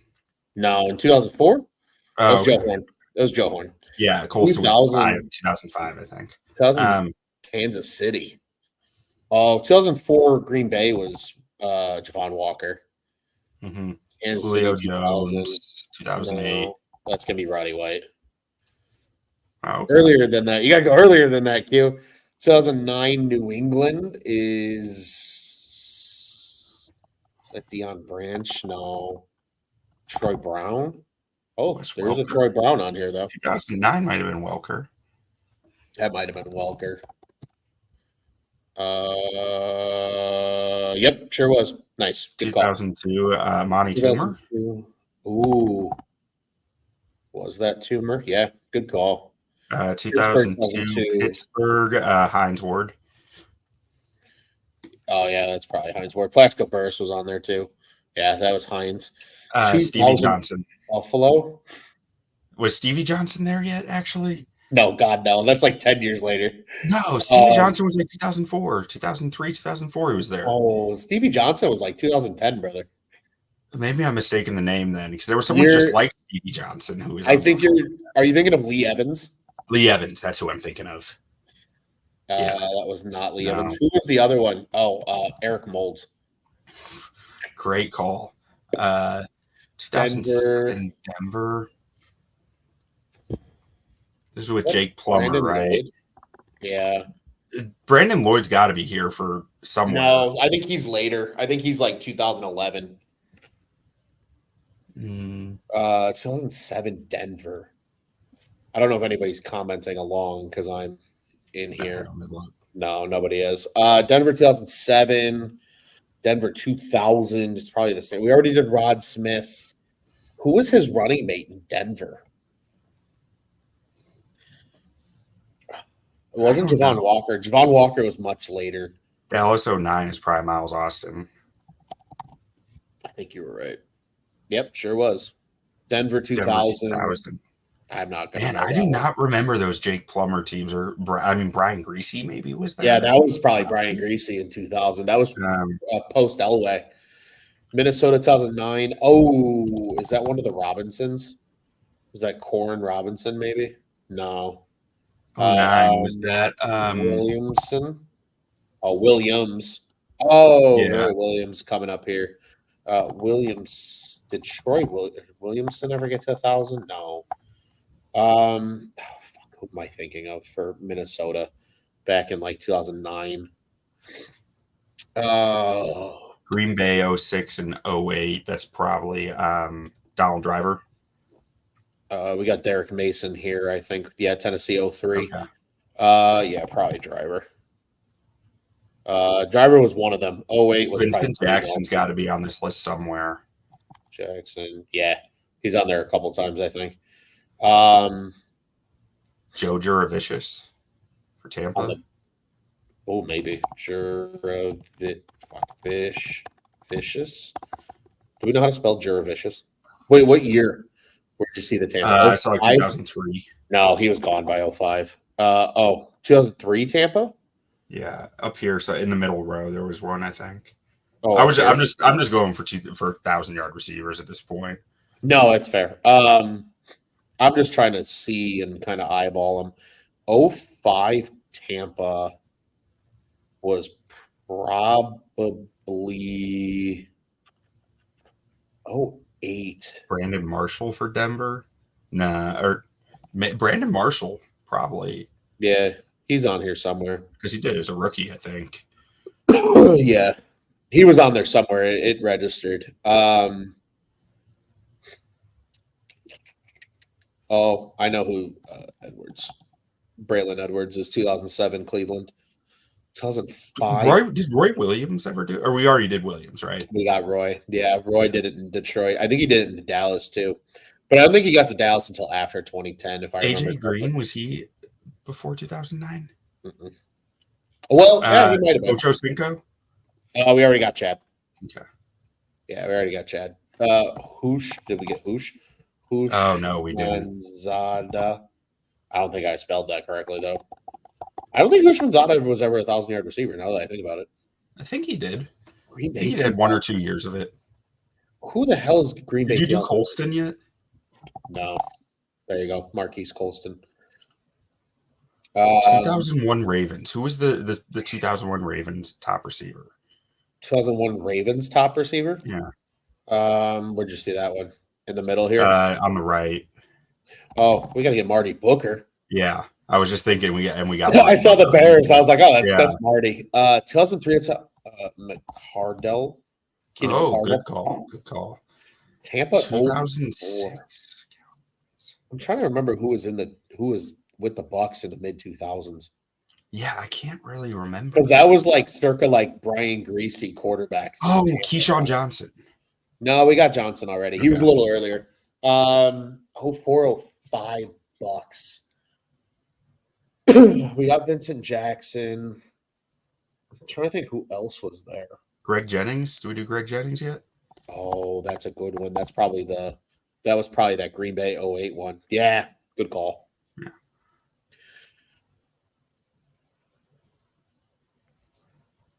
What else? We'll just keep scrolling through. Did Buffalo 2002. Sidney Rice. Sidney Rice got to be on. Barry Rice got it in Oakland. Yeah, there was a Minnesota one down 2002. below. I think that might have been Sidney Rice, but 2000. Yeah. it was like 06 or so. It doesn't matter. Detroit 01. Detroit 01. Mike Furry. Mike Furry? Yeah, former Bears wide receiver coach. EY. EY? 2 R's. Son of a bitch. Good call. New York Dwayne Jets. Bowe. Did Dwayne Bowe have a 2,000 or 1,000-yard season? BOWE. Yeah, he was in there somewhere. He just popped up. We just got to keep going. We only got 58 seconds. We've done pretty good, though. 164, 199 is pretty good. Crabette. Oh, no, that's Coles. Lavernius Coles. Mike Wallace. No. We already did Brown. Pittsburgh 09. You said Wallace already. Wallace was probably the most successful Steeler to move on somewhere else. Tennessee 2004. Philly 2007. Oh, that's Macklin. Yes. No, wasn't Macklin. Who was there with Owens? Freddie Mitchell. Mitchell. No, it isn't Mitchell. Yeah, Mitchell was awful. All right, we're going to run out here, so we'll get to see who we missed. Anthony, no, I think. I mean, we got 84%. That's so who did we miss? David Boston, of course. Boston. Eric Alexander. Oh, Ed McCaffrey. I didn't realize he was still there in 2000. Joey Galloway. Yeah, I was like, I know it's somebody really good. That Chris Carter. We should have gotten Chris Carter. We should have gotten Chris Carter. Should have gotten Curtis Conway, former Bears great. Yeah, Peerless Price. Santonio Holmes. Antonio Bryant. I remember him. Oh, my God. Drew Bennett. Michael Clayton. I remember Michael Clayton. Yeah. David Boston. Yeah, Johnny Morton. Bobby Ingram. Bears great. Yeah, Curtis Conway. We just didn't know how to spell Hushmanzada, so we actually got another one. We got another one. Terry Glenn. Should have gotten Terry.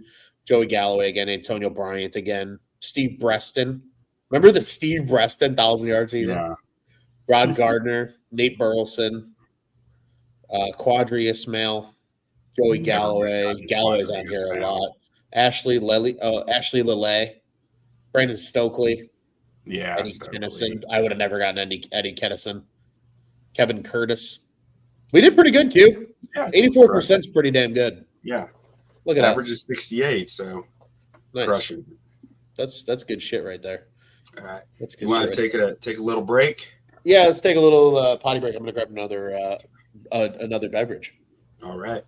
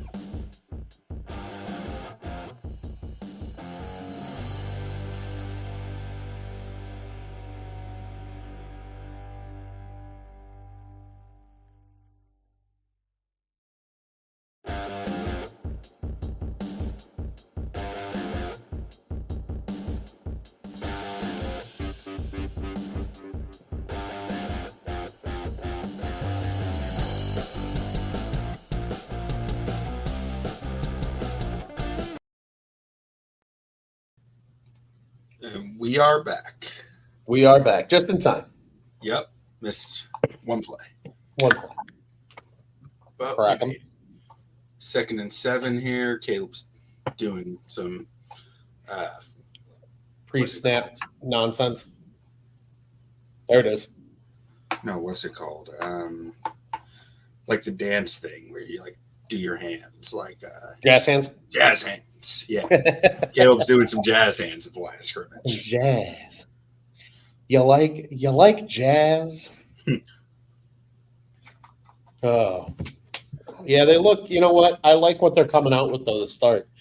Quick throw, run the ball. Excited to see the halftime adjustments. Agreed. Yeah. I feel like this staff has been pretty good at halftime adjustments under Eberflus. Yeah, which is good. Oh. Just out of reach. Man, that was a pretty ball, too. That was a pretty ball. I feel like it was a little hard for him to set his feet, though, because he's climbing in the pocket. Yeah, That's but that's his thing, though, you know? Like, Yeah.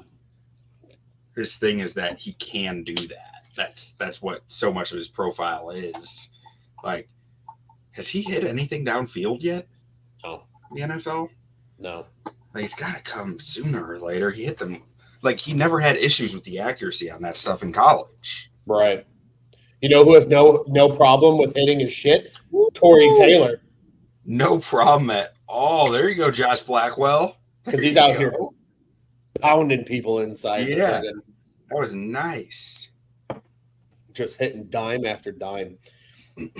Does Torrey Taylor at some point win a Player of the Week award for the Bears? Got to win a Special Teams Player of the Week award. Oh, he'll win that every week. Like, I mean, he is showing up on Sunday Night Football right now and balling out. Hitting bombs. Yeah. As soon as Kaimi Fairbairn isn't hitting 350-plus yard field goals a week, like, he's going to be in the combo. Trying to hit a combo. Is it too much to say there will be a game this year where Torrey Taylor hits a bomb, gets downfield, and forces a fumble? That would be electric. Dude, it seems like he can hit. That would be absolutely electric. Man Dude Guy 1693. I could not see while we were doing the guessing game. Very much appreciate the guesses in the comment section. Oh, your Brandon Marshall, Greg Jennings contributions were why I said them. Oh, perfect. So thank you. Yeah, those are good calls. Tony Gonzalez. Yeah, it was just receivers, but agreed. Tony Gonzalez would have been a good one from that era.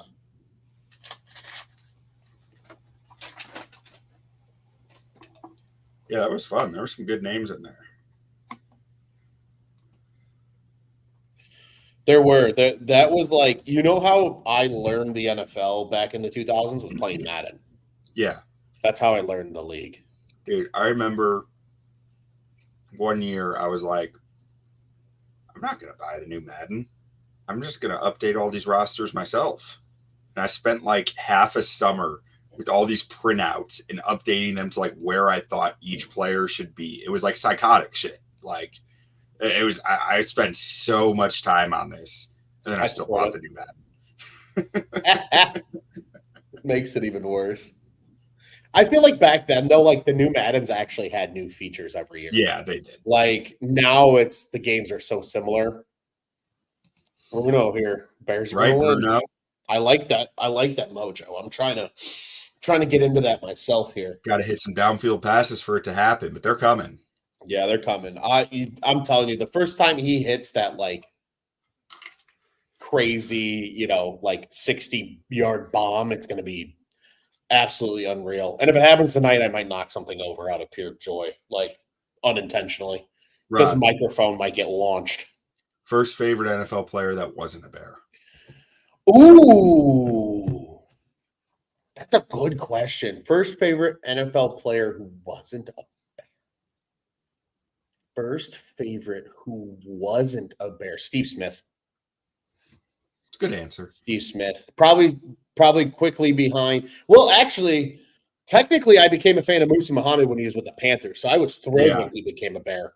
he would be my answer. Like, he was my first favorite NFL player. But if we're talking a guy who's never put on the Bears uniform, I had two. It was Steve Smith as number one. Number two is going to throw people for an absolute loop. I have two of his jerseys. One of them's a Pro Bowl jersey, too, actually. Jake Delhomme. Okay. I was a big Jake Delhomme fan. I have a Jake Delhomme McFarland figure, actually, at my parents' house. Bruno says Keenan Allen. Keenan, yeah. Now he's a Bear. Barry Sanders for Chris. Barry Sanders. So yeah, I was a little too. I didn't start really watching. My peak of started watching football was 2004. So that's why the Panthers for me were a team that I kind of gravitated toward outside of the Bears. Atwater, that's a good one. McNabb was mine. McNabb was mine, and non-QB Casey Hampton. I love Casey Hampton. That 330 pounds of nose tackle, that dude was impossible to move. But before I started appreciating trench play, it was Donovan McNabb. I like that. I like that a lot. I think a guy that I had an irrational love for as just an NFL player in general, this is years later, was Antonio Cromartie. I was a big Antonio Cromartie guy. I have a Chargers Cromartie jersey somewhere at my parents' house. I think at least one of his kids is playing D1 ball now. At least one of the 19 that exist. He and Nick Cannon are competing to see who can have more children. Yeah, I think Antonio Cromartie Jr. is playing somewhere. Is he? Florida State. Nice. No, wait, no. Antonio Cromartie Jr. is Antonio Cromartie. Let's see. So Antonio Cromartie the third. Oh, wait. I don't know. Let's see.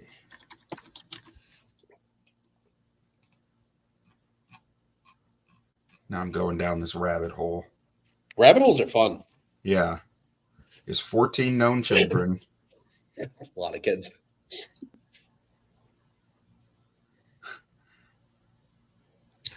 Oh, you know who I just thought of? Who? Who was your favorite? Who was your first favorite Bears player who was not a superstar? Marty Booker. Marty. That's a good Marty one. Booker was the first Bears jersey I ever owned. Nice. I like that. I like that a lot. Antonio Cromartie Jr.'s class of 2025 with interest from Florida State, Texas A&M, and Southeast Missouri State right now. I think that's the oldest. That's not bad. Okay. I think, from what I can tell, without fully diving in. You know who was a guy that I really irrationally liked early for the Bears? And I have a trio of names for you because they're all good. They're all going to give you a good ooh pop. Thomas Jones was a good one. Mm-hmm. I think everybody loved Thomas Jones. Severely underappreciated for what he was as a Bears running back. Bernard Berrien. That was a weird sicko that liked Bernard Berrien is so interesting because he ran like a 4.8 40 or something. He just completely bombed his 40. And he was clearly way faster than that, but the Bears he ran a 4.6. And he still went in the third round too, which is crazy. Yeah, but he was way faster than a 4.6. It was just he fell that far because of it. Desmond Clark, I always appreciated Desmond Clark so much. Des Clark's a good one. The other one I had for you was Anthony Thomas. Yeah, Anthony Thomas. A-Train. A-Train. Good old A-Train. Q, while we're on the topic of being sickos and where players played college ball, where did Bernard Berrien go to school? Fresno State. Very good. Very good. I will say I just pulled up his Wikipedia to find the 4.6, but I did not see his college on there. That was good. I just thought that was right. I didn't actually look at that. That was good. You nailed it. That was okay. It was a guess. It was just a guess. I didn't know if I knew it. I just was like, that sounds right. Let's be a real sicko here. Can you tell me where Justin Gage went to college? Penn State. No, Missouri. Okay. It was a shot in the dark.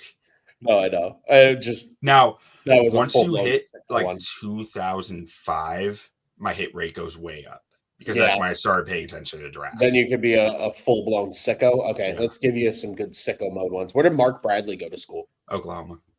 You are a sicko. You would have fun with this game, dude, because I'm the same way. I got a good story. This is a big shout-out to my buddy Kyle K for this one. We were playing this game one time at on a Sunday, just out and watching. This was pre my time on Bears on Tap. And it was when Cordero Patterson was still a Bear.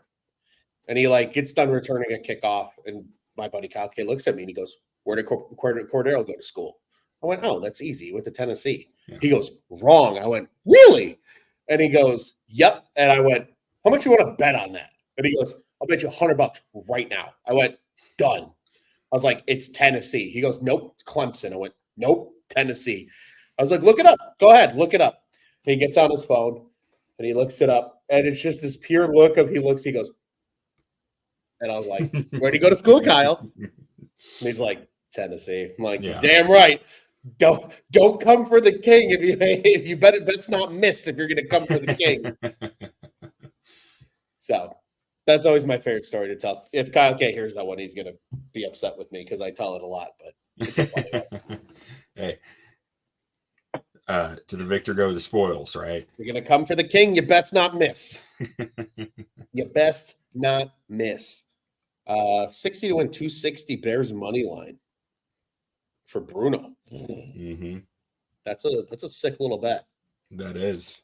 It's a sick little bet. I mean, they're within striking distance. Yeah. The defense is playing well. They are.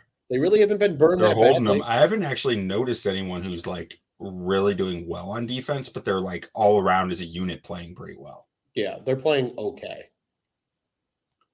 I'm sure at a watch back I'll notice someone more, but sure. 100%. Oh, it's just so hard to get pressure on Stroud because the ball is usually out quick, or when it's not, he's slippery as hell. I feel like when Gordon comes on this, it's Brisker coming on the blitz. Brisker literally vacates exactly where Stroud throws this ball. Exactly what Stroud's supposed to do. I think you'd like to see Byard come downhill a little quicker on that, but yeah, but he's got to, especially when you have a safety blitzing that last guy's got to stay back. Yeah. There you go. There you go, Byard. Good play. Stroud is so quick with his answers, though. That's what I mean by the quarterback needs to find the answers on the blitz. Stroud just found his guy there. It was a loss, but he found the guy who he's supposed to hit there. That's what I feel like the Bears offense is missing against the blitz right now. Speaking of Andre Johnson, a little Andre Johnson highlight. Nico's giving vibes right now, man. I still can't believe he went all the way to the third round. Nico Collins. Yeah. But then again, I felt the same way about Donovan Peoples-Jones, and that one didn't work out as well. So you win some, you lose some, man. Yeah. You win some, you lose some. I mean, let's be real. Down? Yeah, Mixon's a little banged up. I mean, let's be real. The draft is a crapshoot. Everything's a crapshoot. You know what I mean? Yeah. What happens here? Oh, something's getting rolled up on. Ankle, foot. Ooh, yeah, that's the ankle. You can see the screen too. Ah! Yeah. Yeah, that shit hurts. Can confirm. I've had that happen to me before. It's not fun. When you get rolled up underneath somebody like that. Oh. Is Mixon from Texas? I know he played at Oklahoma. I don't know. A lot of Oklahoma guys are from Texas. No, he's from California. Okay. Oakley, California. 28 years old. He's younger than me. Yeah, I feel he's been in the league for forever. I feel like he I know. He was 20. Oh, get him, Montez. Oh, we got lucky. Oh.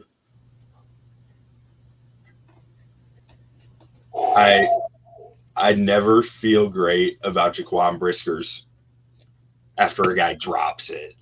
I mean, I don't know. He's doing his thing, but I'm just man, we got bailed out right there. A good rush from especially because Brisker vacated that spot. He went to jump the other route and it opened that up. Thank God Tank Dell dropped that ball. Yeah. Go get him! Oh, don't throw the flag.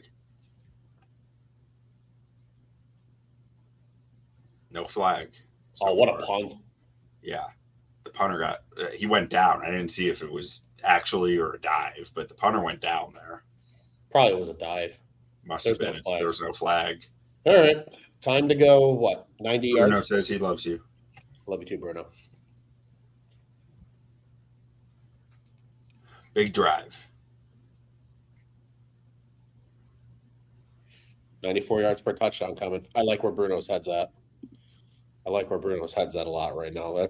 I'm feeling it in my bones. Feeling it down in my plumes.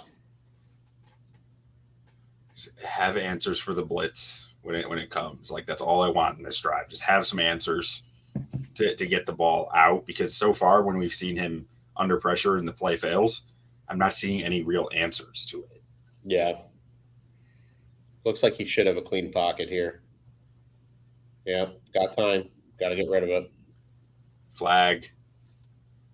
That's a hold. Komet was calling for it. Yeah, we'll take it. It's a hold. It's not PI because the ball wasn't catchable, but that's a hold.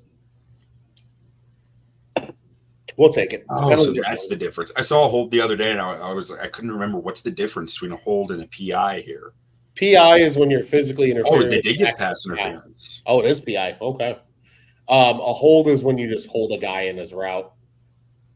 Right, but if the ball is not catchable, like if the ball is catchable, I guess in this case, because the ball's coming at him, that's why they called PI. Yeah, ball in the air. If the ball goes the other way and he's holding him like that, then it's a hold because it's not directly interfering with the play.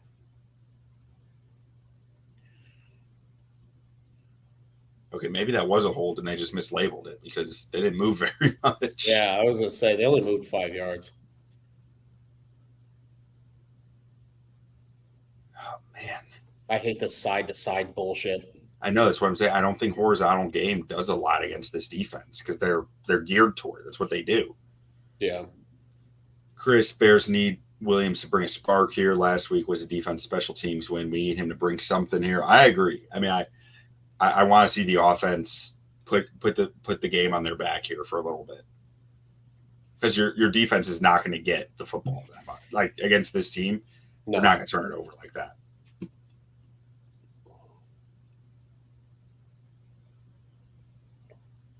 Let's see, 2nd and 14, get at least 7 here.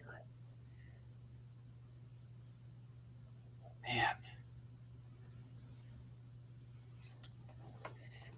Dude, the Bears pass, like the pass blocking is just not there. I mean, these interior D tackles are in Caleb's face in 2 seconds. Oh, Mixon's going off the field. I don't know. I thought that looked pretty clean, honestly. Yeah, he had a lot of, but when you get that pressure coming up the middle like that, though, that's rough.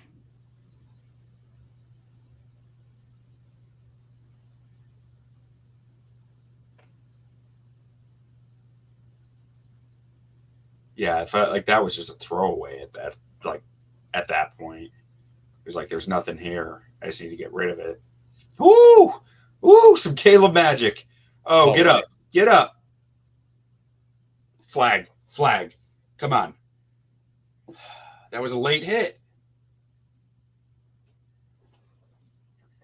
They hit him out of bounds. I appreciate Tevin coming over there to defend his quarterback, but I would appreciate it more if he could just keep his quarterback clean the whole fucking time, and then we wouldn't have to fucking worry about it. I mean, Braxton just got wrecked there. Whoop.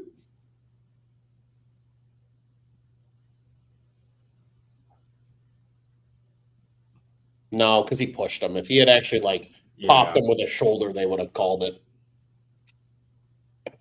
Yeah, I'm just being an irrational fan.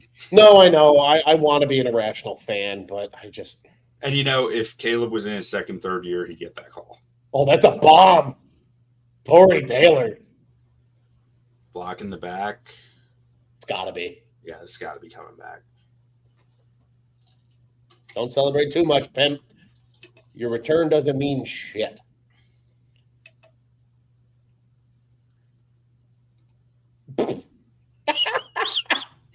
What? I have the game very low volume in my ears right now, so I can hear you, but I can hear this. Listening to Mike Tirico try to say Abu Babi, he grumbled over it. He like rumbled over it. And it was really funny because I would have done the same thing because it's such a hard name to say. Holding. Yeah. Yeah, it's a bad hold too. Christian Boyd, former first-round pick out of TCU, I think. Or Texas. No, he was Texas. He wasn't first round. He's a first-round talent who went like the sixth or seventh. Torrey Taylor might be the best punter in the league. He might be. Flipping that field position, man. Just hitting bombs. Yeah, he's killing it. Like that ball, he kicked that ball from the 10-yard line. Yeah. Well, that's with penalty yardage, but still. Right, but still. Talk about flipping a field. Okay, there you go, Dex. Dex got in the face. Booker got there. No catch, right? Yeah, no, 2nd and 10. Yeah, I feel like we haven't seen enough for the interior blowing this up, you know? Yeah. Like, and a lot of this has been out quick or CJ moving outside the pocket, but like, I don't know. I'd like to see a little more. Yeah, I think Billings has had his moments where he's blown some stuff up, but haven't seen a lot from Javon or anybody else on the interior. Even DeMarcus Walker on rush downs, like you haven't seen a whole lot from him. Oh, keep an eye on Zach Pickens here. See what he does. Oh, get it, Pickens. He did something. Nice rep by that Zach Pickens right there. That is a nice rep by Zach Pickens. That's the dog I want to see come out in him more. That right there. If he does that more, it yeah, it's there. The talent's there.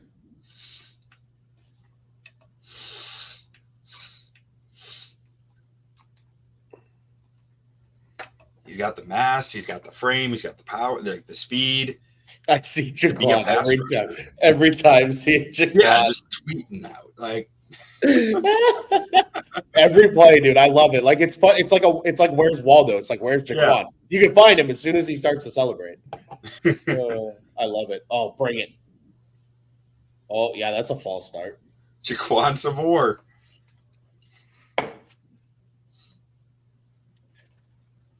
Let's go. God, the defense has dialed it in. Come on. Now go get him. Pin your ears back and go get him. Have they sacked Stroud yet? No, right? No, I haven't. I don't think so, at least. Oh, yeah. You scared.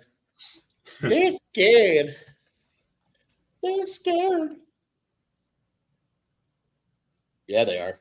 You can hear them, too. They're loud. Go get them. Go get them. No pressure whatsoever. All right. Day to throw. Torrey Taylor has really been huge this game. He honestly has, man. Scott might not be off here. Rookie of the year, Torrey Taylor. Like, yeah, he just flipped the field, 3-4 times now? Mm-hmm. Yeah, Houston has not had good starting field position pretty much all night.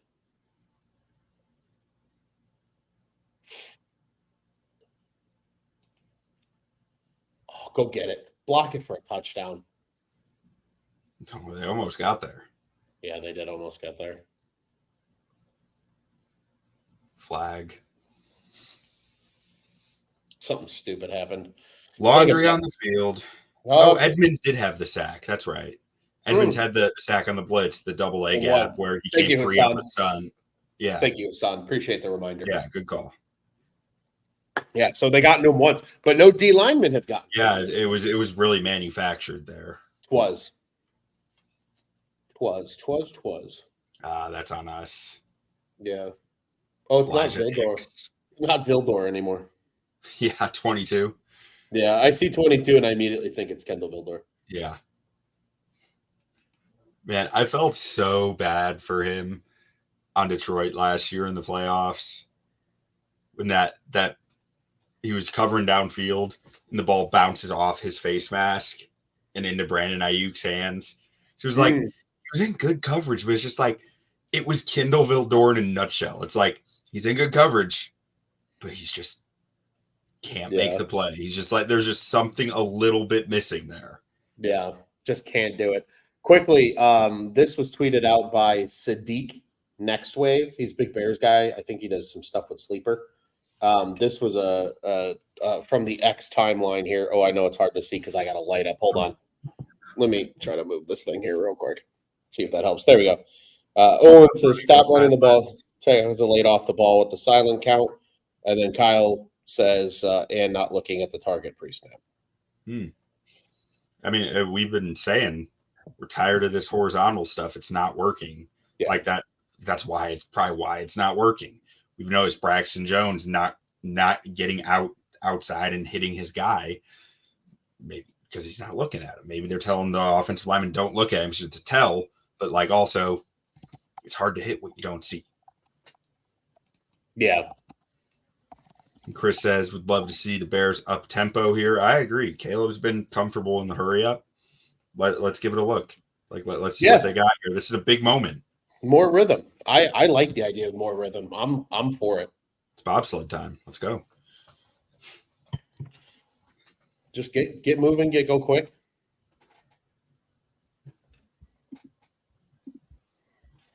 Get going quick, get going fast. I just want to see something downfield. Agreed. Like no completions, like 10, 15 yards plus downfield. I feel like we didn't see any week one. Haven't seen any today. We know Caleb can do it. Like he's missed some, but we know he has it in his bag. I watched enough college tape of him to know that he is very accurate downfield. Yeah. Oh no, 100%. And I think some of it too, though. Like again, it feels like he's running for his life. It's the same problems. I'm telling you right now, man. If I don't know who said it, but I was talking to somebody the other day. Oh, it was my buddy Kyle. Again, we talk a lot of Bears football. He said if the at minimum two of the Bears' first three picks in next year's draft between their 2 2s and their 1 aren't offensive linemen, it's an epic failure. Yeah. And the other one should be a defensive lineman. Like that's what their first 3 picks should be. You got everything else sealed up. You know, you could bring Keenan back for 1 more year if you wanted to, or sign another receiver to include in that. Maybe Rome graduates to the 2 and you get a good number 3. You know what I mean? Like another flag for a delay of game? How?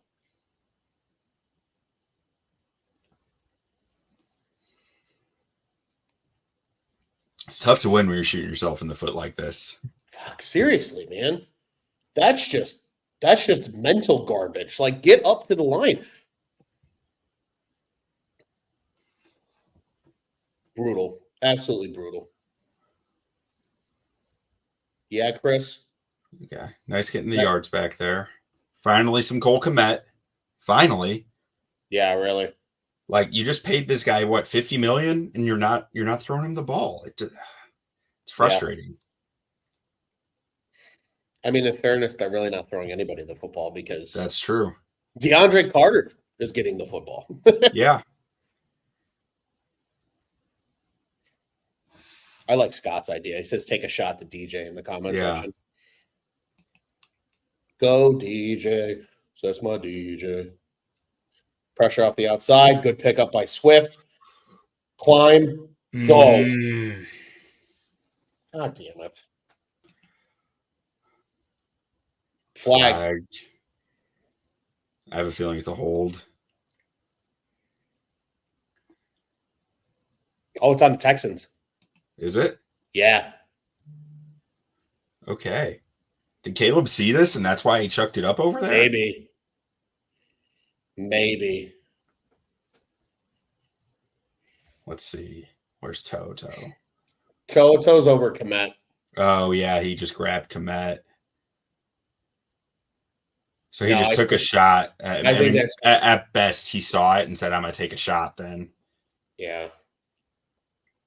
He's bleeding. Caleb's bleeding on his arm. Yeah, because that turf probably hurts like a bitch, dude. Mm-hmm. I've hit turf. Turf is not fun to be tackled on. I think they need to get rid of turf in the NFL. Turf hurts. One thing that was I noticed, and Robert Schmitz pointed out in his stream this past week, Cole Kmet, he's got some swivel this year that he hasn't had before in his hips. Yeah. What a like he clearly put some serious work in this offseason on it to be a more threatening route runner. Yeah. Which is good because they need him to be that weapon. I mean, Like you said, Chris when you make says $60 million, threw across his body. If he did that because he saw the hold, I'm okay with it. Just toss it up because sure, you have the penalty. It's just a question whether he saw that. And if right. not, like that's something that he got away with in college that he's probably not going to get away with in the NFL at the same rate. So it's high risk. But especially when guys aren't open. It's one thing if he sees them late that he's wide open and you go check it up again. And yeah, Scott, if we're ahead of you, just pause us and like we'll still reply to your comments and everything. Like we're here. Yeah, we will not be offended if you decide to pause. Wait, false start on Davis? Yep, another false start.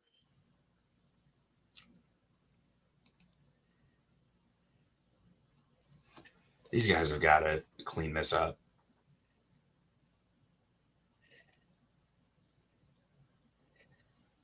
I like that play.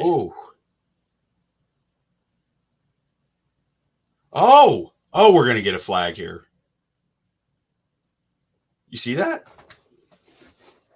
Oh, it's getting chippy. It's getting chippy out here.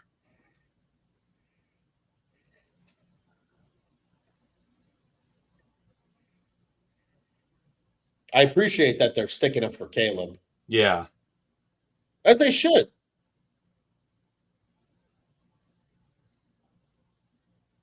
I mean, that was all fine. It was what happened after, like he tried to like walk over him and push him back down, and then he threw that punch at who? Who's 23? Roshan threw a punch at Roshan for no reason. Like, I mean, I'm sure there's a reason, but I mean, we're getting a flag here, right? I haven't seen anything. No, there's no hankies on the field. What? Bro, if I'm Shane Waldron, the next play is, hey, O-line, somebody go kill him. You have a free shot to go do something stupid. What the heck? How is that not a flag? He punched a guy on our sideline. Because there's no refs over there. Because they can't see it.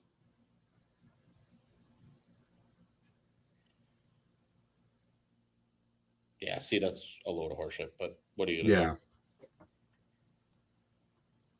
Yeah, 100%. He should have been.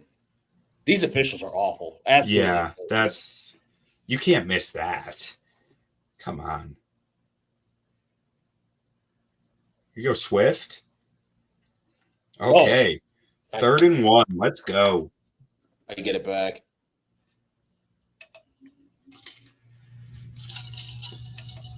I mean, the coaching staff has got to be in the ref's ear about that. Have to. Because that's a moment where you like the coaches need to stand up for their players a little bit, and like maybe they'll get a makeup call at some point here, but that's tough to overlook. Chris says home cooking. Facts.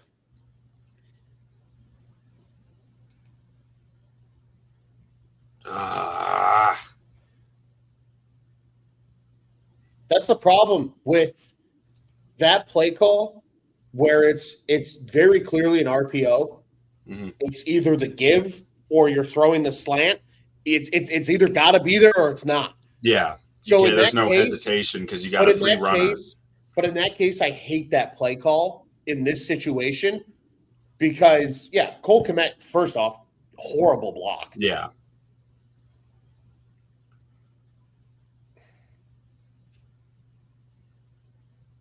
All right, pin him, Torrey. Thump. It's inside the 20.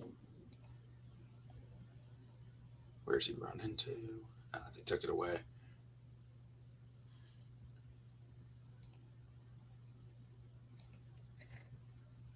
Oh, God almighty. I hate also how Waldron's calling the offense. Yeah, I am not feeling it right now. And like I could feel it last week too. I could kind of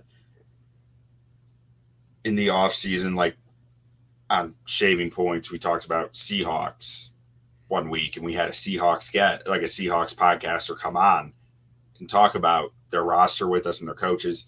We ended up on the conversation of Shane Waldron, and it was like they did not like him.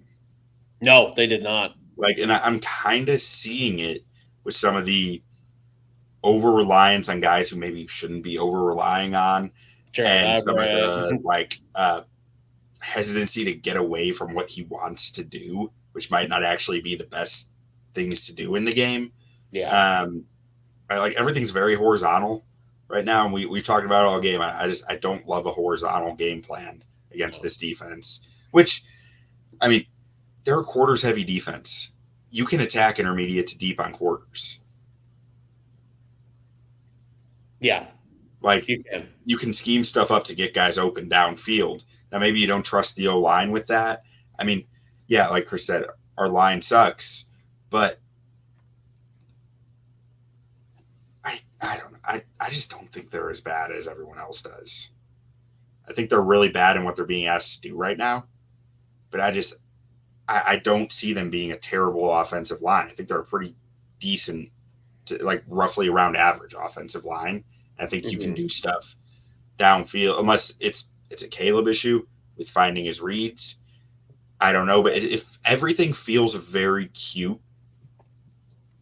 and I just don't know that I really like that for an offensive line who you're saying is struggling. Like I'd rather see give me a chance to see what these guys can do in a true drop back nature. And then let's say they suck. Right now, it's like everything just feels so schemed. Everything is over schemed. Yeah, it's too much. Yeah, it really is too much. Yeah, Hassan on third and short. Yeah, give me Roshan. Yeah, he can bring some punch there. Like, I mean, I don't think you should be running up the gut all the time with Roshan. I don't even love Roshan as a back, to be honest, but I like him in short yardage situations. Yeah, I mean, that's literally why he's on the roster, in my opinion.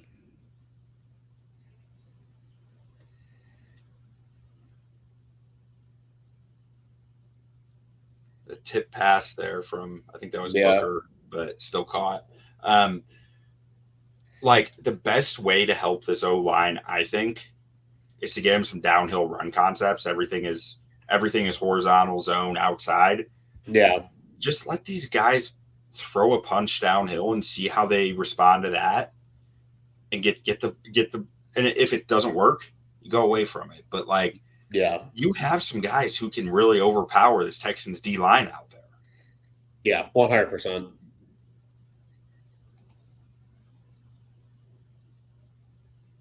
Byard comes flying up to make that tackle. Oh. Yeah, like Chris said here, horizontal offense is fine to get your QB in a rhythm, but unless the team is shamelessly blitzing you, you need to change it to a vertical game at some point. And like, yeah, we've seen blitzes. I don't feel like they're blitzing us a ton. I don't feel like it's shamelessly blitzing. It's like, I feel like there's a fear of the blitz in the play call. Nice job by the Bears defense to snuff that out.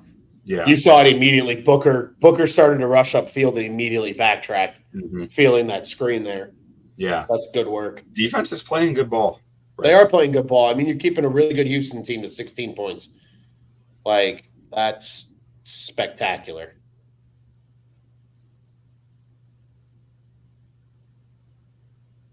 Well, we got Indy next week, and from what we can tell, they can't stop the run. Good. Just showed Joe Mixon had 160 yards last week, and Green Bay went off on them this week. That's all they did was run the ball this week. Yeah.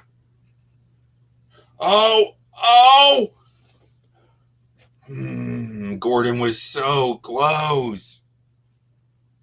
I think that hit the ground. I don't think that hit the ground. I think that's the ref said incomplete.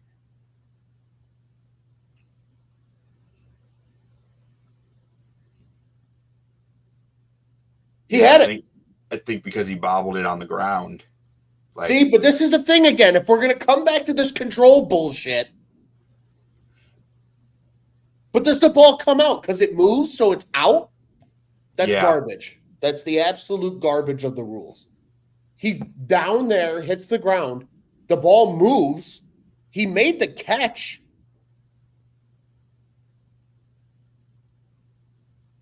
Was that timeout? Challenge flag. I think Flus is going to lose this one. I mean, so I agree. The catches are so like polarizing because they never call it the same way. Well, and how do you regulate it on a piece of paper, right? How do you say this is what a catch is? Yeah. It's such a weird thing to define that it becomes like when we're talking about rules and the need to like go to the rule book and say this is what it is. The rules pretty clearly say if it's altered by the ground there, it's not a catch. I believe. That's my understanding of it. But even then, like, he has it against his face mask. So if we're saying that Nico Collins can have the ball against his shoulder, like, it doesn't hit the ground even though it moves. I don't know. Yeah. I hope you're right, Scott. I really do. I hate the inconsistency of the rule. I really do. Yeah. And it drives me nuts because you see so many games where it goes one way and it helps one team and it goes another way. And it's just like, there's got to be something where they can justify it as one way or another, because this is just, it's mind numbing. It's really mind numbing.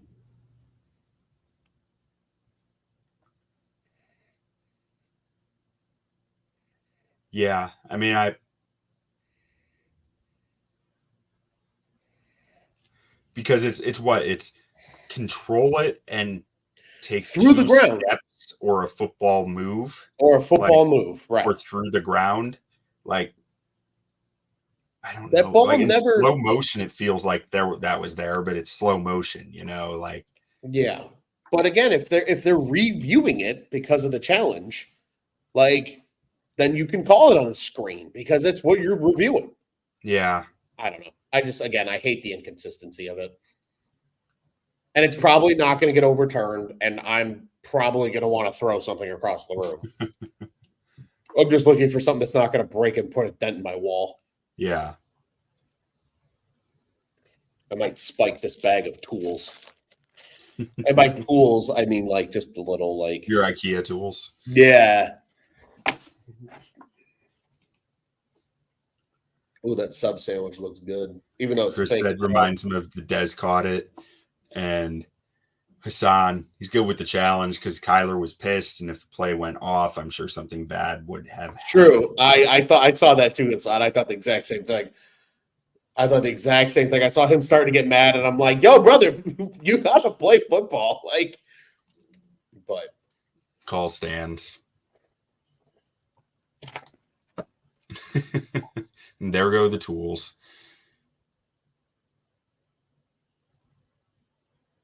No, see, what's the ball hitting the ground? Because you can have the ball, your hand under the ball, and the football nose could be touching the ground, and it could still be a catch. Right, but if you need to, you can't let the ball, But the see, ground like move the ball. If he's got it against his face mask and it's not moving, and then it get him. Yes. Let's go. My blood pressure's so elevated right now. Finally, they get home with their guys, their D linemen.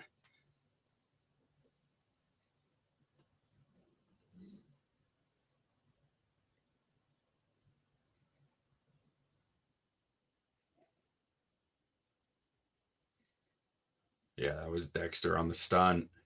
Love that. Get in there.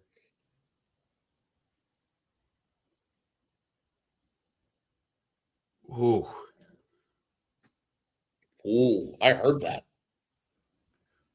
Like, I think that ball came up short on him because it looked like he had enough room to run it back, and then it's like it just started dropping on him. Yeah. Football got to straighten that out. Damn right they did. Yeah. Ball don't lie. Ball don't lie.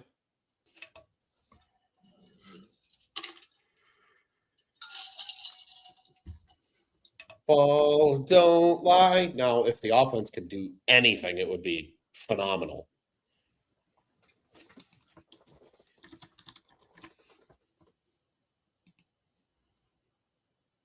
Does Coleman Shelton snap with two hands? No, he snaps lefty. Oh, that's why it looks weird. Okay. Yeah. Because I was like, he looks so weird snapping the football. Yeah, no, he's a lefty. That was one of the issues with Ryan, because Ryan Bates was a righty, and it was like that's going to throw stuff off too if you start switching it back and 100%. forth.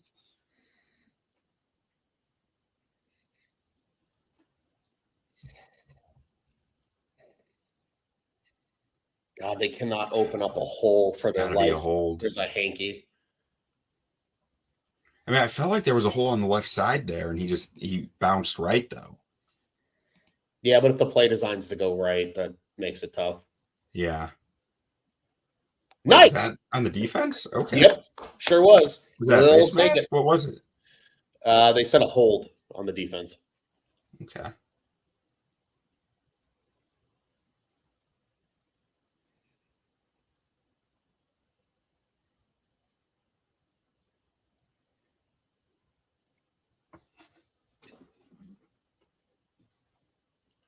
Man, is it just me? Does it seem like Caleb's having a hard time seeing? Yes. Okay. He plays a little slouched, and I think that makes him shorter than he is.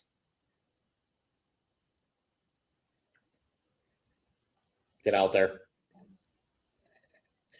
You know what? I'm going to say it.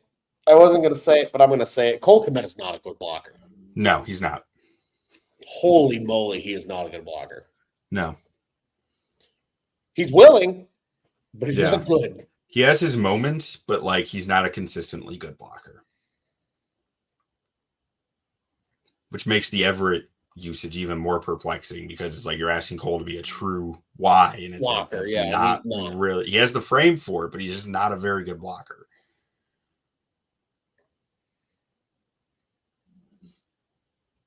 Oh, I thought DJ was going to pull up and throw a pass. I was like, what are we doing?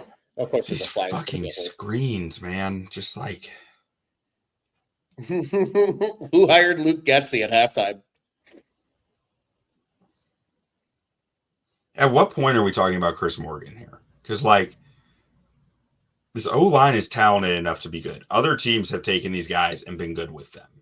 Who other than Wright, and like Tev has been good. Other than Tev has been good. Braxton and Wright have been fine. It's like Shelton started 30 games for the Rams and made the playoffs each year. Like, right. You can do stuff with these guys, but like, why isn't it working for the Bears? Yeah, because they're the Bears. That's why I can't. I mean, at some point, it's got to be a Chris Morgan question. Yeah. Well, because he's been the O-line coach for how long now? 3 years? As long as Flus has been here. Yeah. And he has a good history, which makes it even more confusing.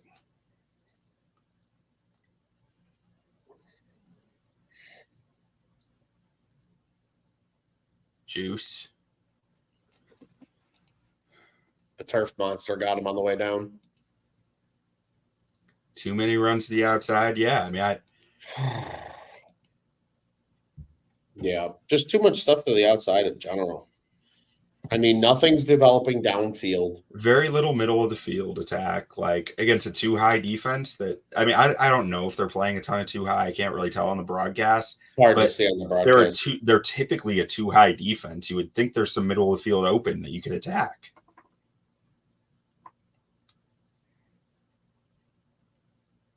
Okay, bringing pressure here.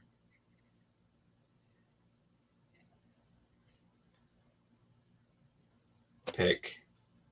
No. I thought DJ got that, I but thought DJ got it not too. quite.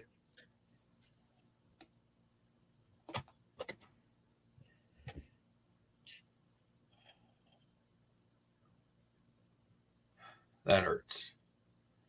Yeah, I think that's why Moore hasn't gotten much today. I think Stingley's been following him, and he's a guy to avoid. But like, I don't know.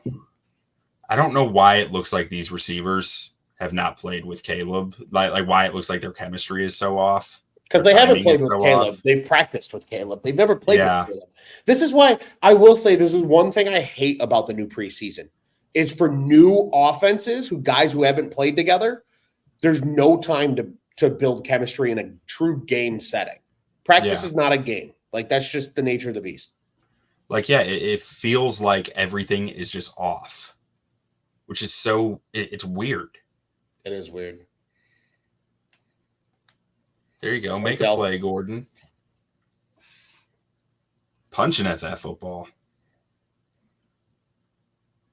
And like Chris said, this is why we drafted a QB first overall, to watch him throw like his arm is limited like Kyle Orton's was. I mean,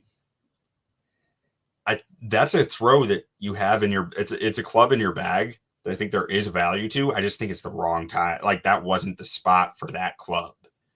And part of Caleb's appeal is he has all these clubs in his bag, but that throw was just, I don't know. Yeah. Yeah, Caleb left it way short. And saying the pick is on the offensive coordinator, dumb play calling. I mean, I don't know why Caleb left that so short. I'll be frank. I'm a little perplexed as to why he left that so short. I know he has the arm to get more on it, and that's just, I don't know. It's an odd one.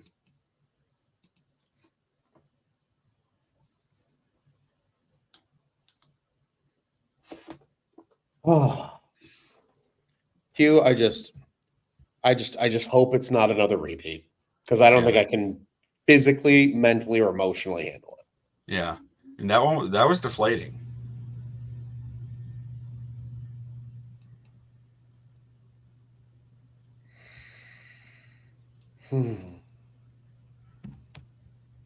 But it's a rookie quarterback. Rookie quarterbacks are going to make mistakes. No, I know. And that's why I keep trying to tell myself. But then, like, I'm going to get hyped for next year for what? To potentially be disappointed again? You know what I mean? Like, I think that's where the frustration lies. I think every Bears fan feels that. Like, this is just me. This is my meatball coming out. Yeah. Like the, oh no, here we go again. Yeah.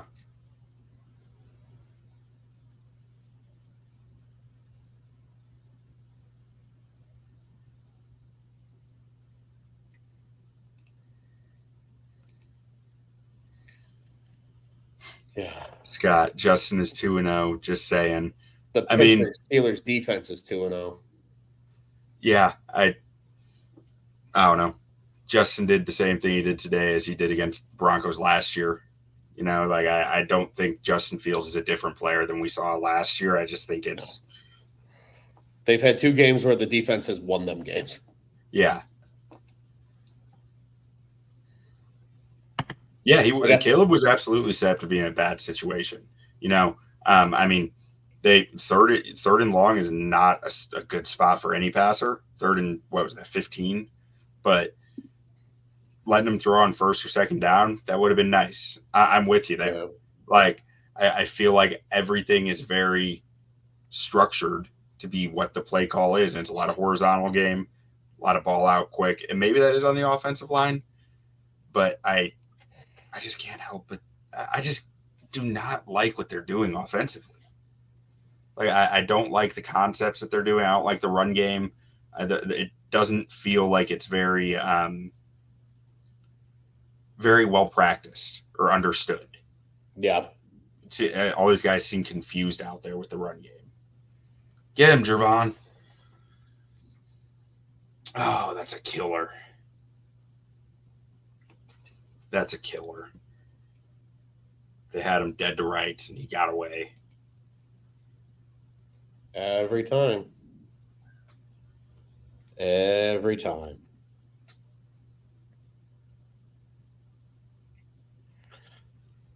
Every time.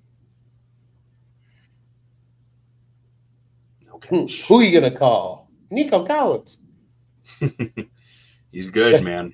The Collinsworth was like, you're looking to make a play downfield. He goes, and who are you going to call? Nico Collins. Ghostbusters.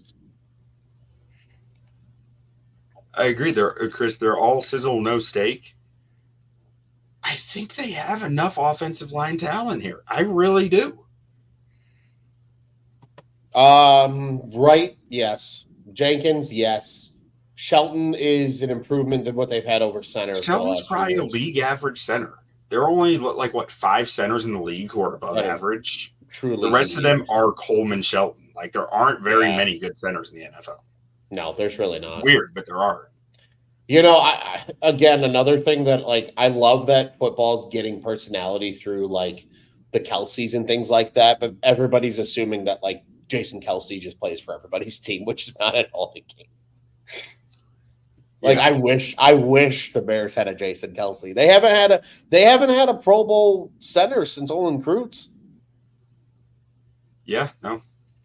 Like Roberto Garza wasn't bad when he moved back to center after Kreutz retired, but like He was fine. but that's probably the last fine center that you had. You know what I mean? Tyreek laying the wood. Damn. Yeah. But like I feel like this is a combination of a rookie quarterback struggling and a play caller who is not really helping him. No. I'm just perplexed by it. Stevenson, Chris. His name is Stevenson, not Stevens. God, I hate Collinsworth. I thought you were talking to Chris in the comments for a second. No, sorry, Chris. Not you, Chris Raines. Chris Collinsworth. Called him Stevens. Stupid ass. Hey, another 50-plus yard field goal. All right. Dang it. Snuck it inside the left upright. All right. Bears need 7. Yeah. It's as simple as that. I mean, you'll take 3, but you need 7. You need 7 one way or another.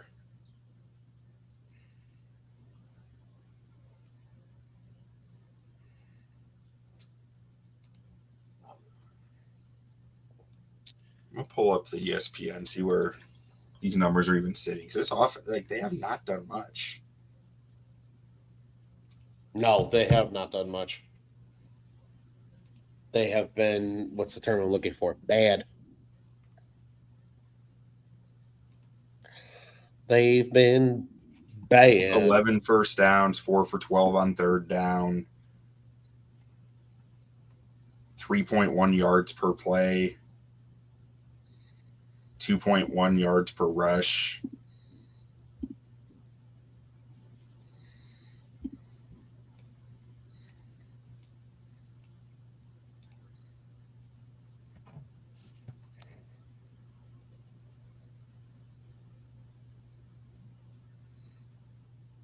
Yeah, I feel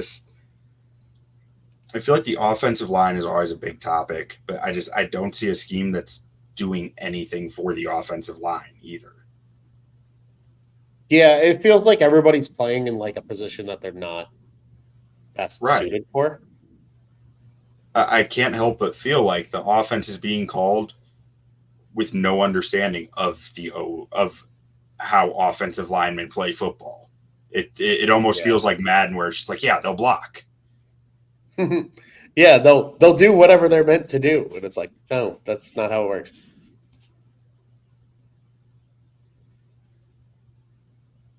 I mean, Scott, I just don't know that he's a bottom 10 center. I don't know that he's top 15, but like, I think somewhere between 15 and 20.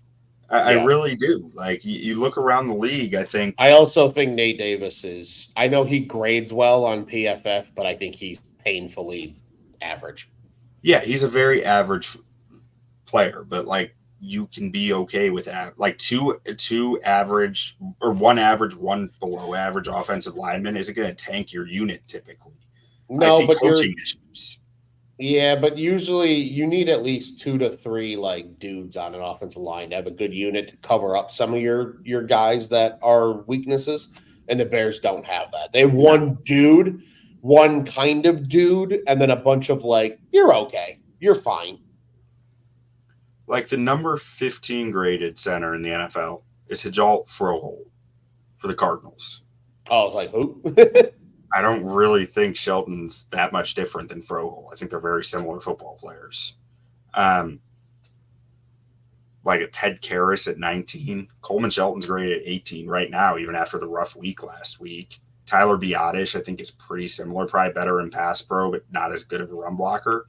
I mean, I just struggle to say Shelton is that bad of a center. I just think centers are bad, typically in the NFL. Yes. No, you are 1,000% correct. The Which center is weird. Which is weird to me. I haven't really gotten an explanation that satisfies me with it, but you know why centers are bad? Because center is the hardest position to play on the offensive line. yeah. That's why centers are bad. Because centers nowadays are expected to be super athletic, so they are smaller, but then they're expected to move guys that are Trevante Sweat, and it's just not possible. Oh! Lit up. Yeah, I'm a little behind you, so I saw your facial expression. I was like, oh. Yeah, I just rewound like 10 seconds to make sure we're geared up similar, but like, no, truly that actually makes sense because the more talented you are as an offensive lineman, the less likely you are to play center because it's just like, how do we get him on the field faster? Yep. All your best offensive linemen are typically tackles. Yeah. Yeah, most guards in the NFL played tackle in college. Look at Tevin Jenkins. Look at Nate Davis. They both played tackle. Fuck! Ah.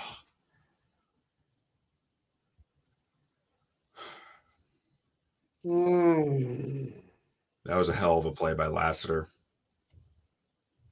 Yeah, but why are you throwing into triple coverage?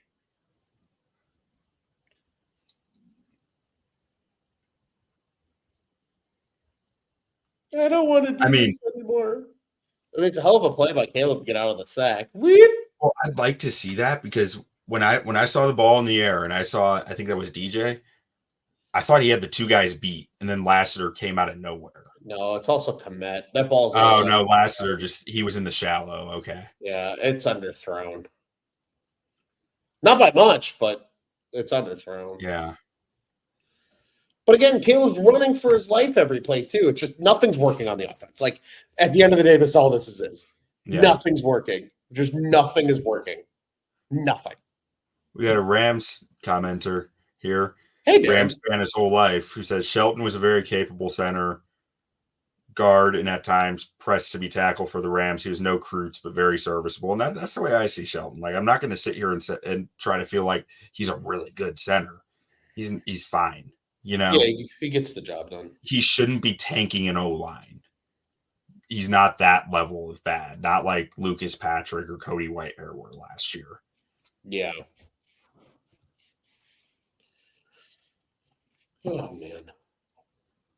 Yeah, Chris, good point. Another bad play on first down set that up. Yep.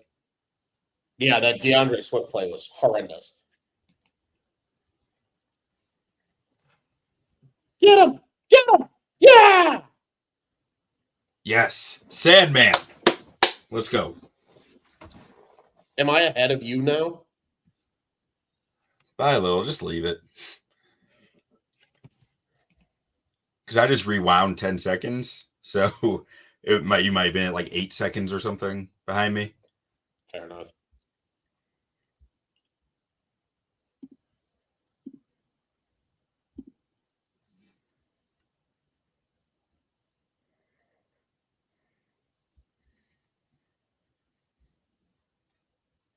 I mean, so one thing I'm nervous about with the Bears coaching staff right now is how anti-turnover they are.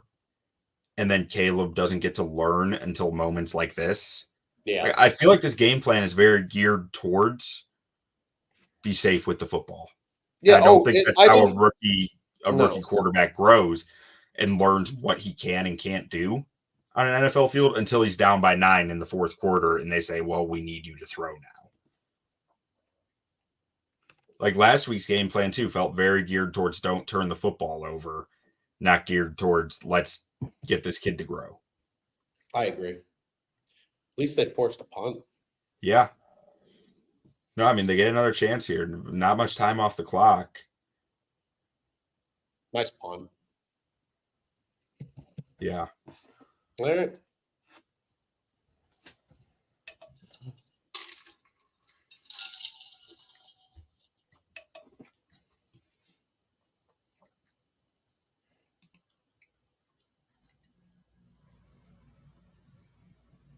All right, it's Groundhog Day. Need to see something from Caleb.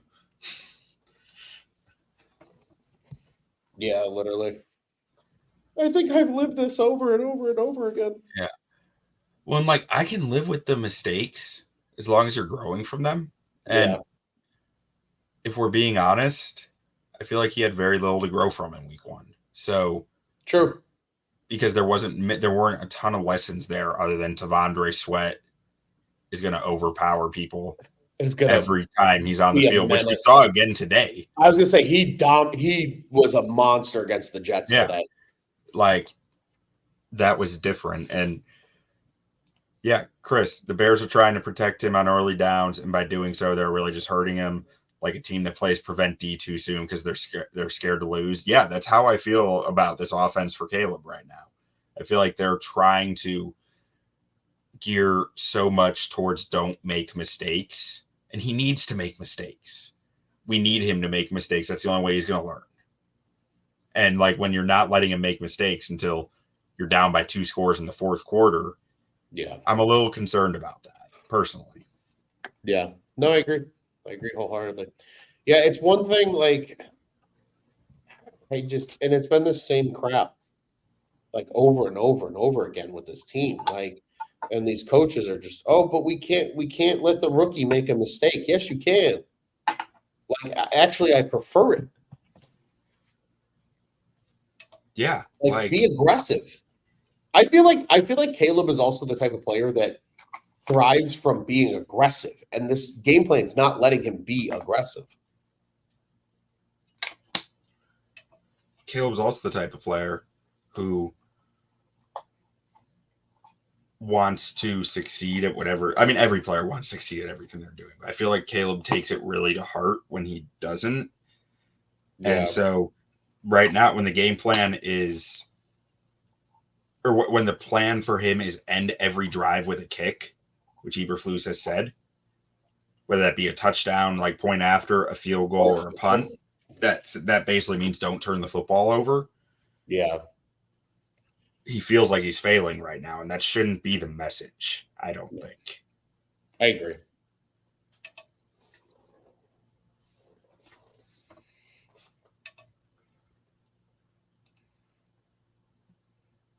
Yeah, it is predicted. The play calling feels predictable.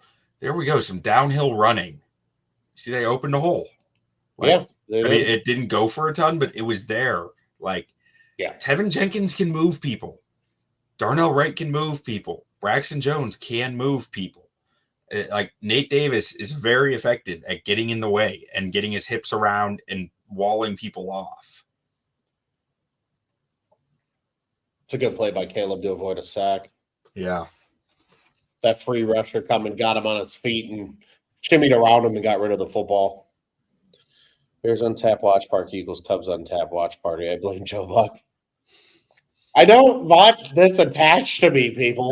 My watch along record is horseshit. I got it.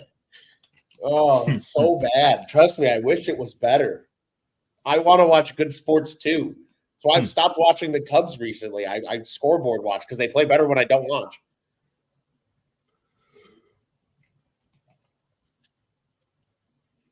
Oh, God. I mean, that was O-line somewhere. Was that Shelton on another stunt again? Oh, my God. If I was the DC, that's all I would run. I would tell my DN to run up the center. Yeah, I mean that. Yeah. Because Coleman Shelton on a stunt, alive by stunt.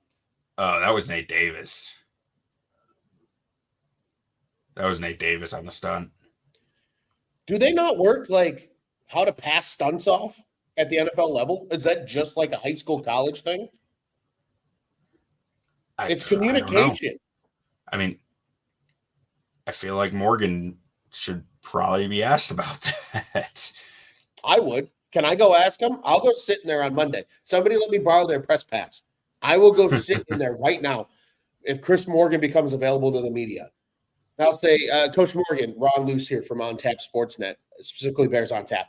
Do you guys work stunts at NFL level? Like, is this a thing in practice anymore? Or is it just for high school and college players? Because I've watched your offensive line get beat a nauseating amount of times on stunts. There's no communication. And it's clear that there's no communication because Nate Davis is burying his head in guys. Nobody's keeping their eyes up. Yeah. It's brutal. Stunts is like playing patty cake. You keep your eyes up, you go, oh, he's going away. I don't want him anymore. Shove. And you go, who's coming back? Yeah. Oh, look, I found you. There's a disconnect somewhere because they're not executing.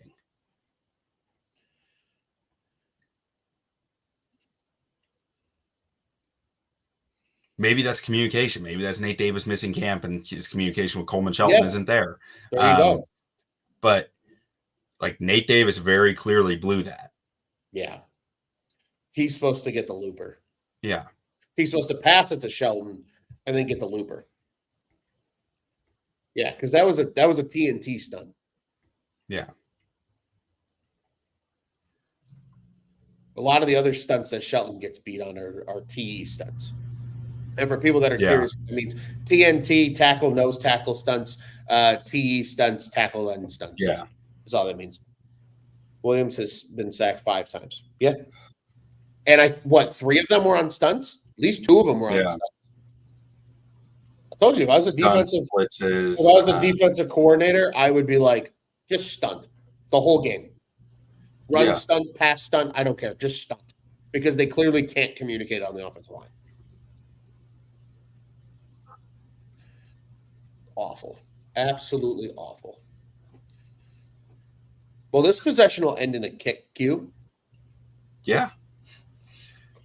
4 one-pound monster burgers, 4 giant mugs of Guinness, and 4 quarters. The double order of onion rings at halftime. Guys, I want to keep my cholesterol down. Yeah, I feel like that sounds like a heart attack ready to go. Like, I think people want me to die young at this point. I mean, honestly, that'd probably be more entertaining than watching the Bears right now. I could go for a burger. Burger sounds kind of good right now. Yeah. I'm not gonna lie though. The lady made buffalo chicken dip for dinner tonight. Yeah. On a football game day, hit the spot. It's good stuff. The best. I ate way too much of it, admittedly, and I am terrified for what my stomach is going to react because it was hot. I love how much Snoop, how many people Snoop has coached. Yeah. It's actually hilarious. In a good way. I love Snoop. Snoop went from a gangster rapper to one of the most influential Oprah level people in America. He really did. Evolution of a lifetime. If you say Snoop Dogg to your mom, she's gonna say, "I love Snoop Dogg." Yeah, I love Snoop Dogg. Hilarious. It's hard not to love Snoop. And then you'll say, "You wouldn't let me buy a CD in the 7th grade."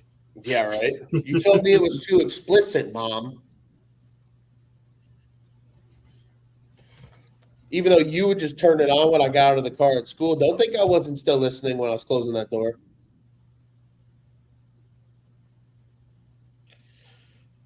At this point, I just feel bad for Caleb. I do not understand how a veteran O-line like this can't pick up stunts. Right. I was going to say, who's the youngest player on that offensive line? Arno, right? Oh, yeah, in his 2nd year. Yeah. But it hasn't been on the tackles. The tackles aren't getting beat on stunts. It's the inside guys. They've been beat by edges. Ball. Come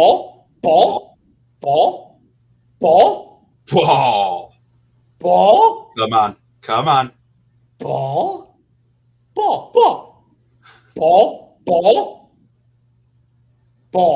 Brisker's pretty confident. Ball.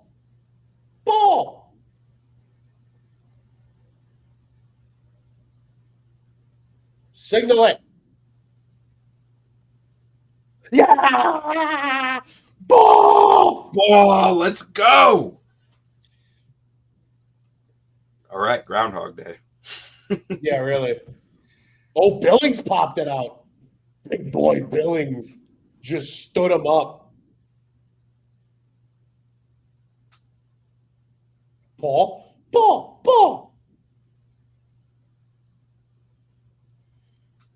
Byard's like, let me get my hands on it.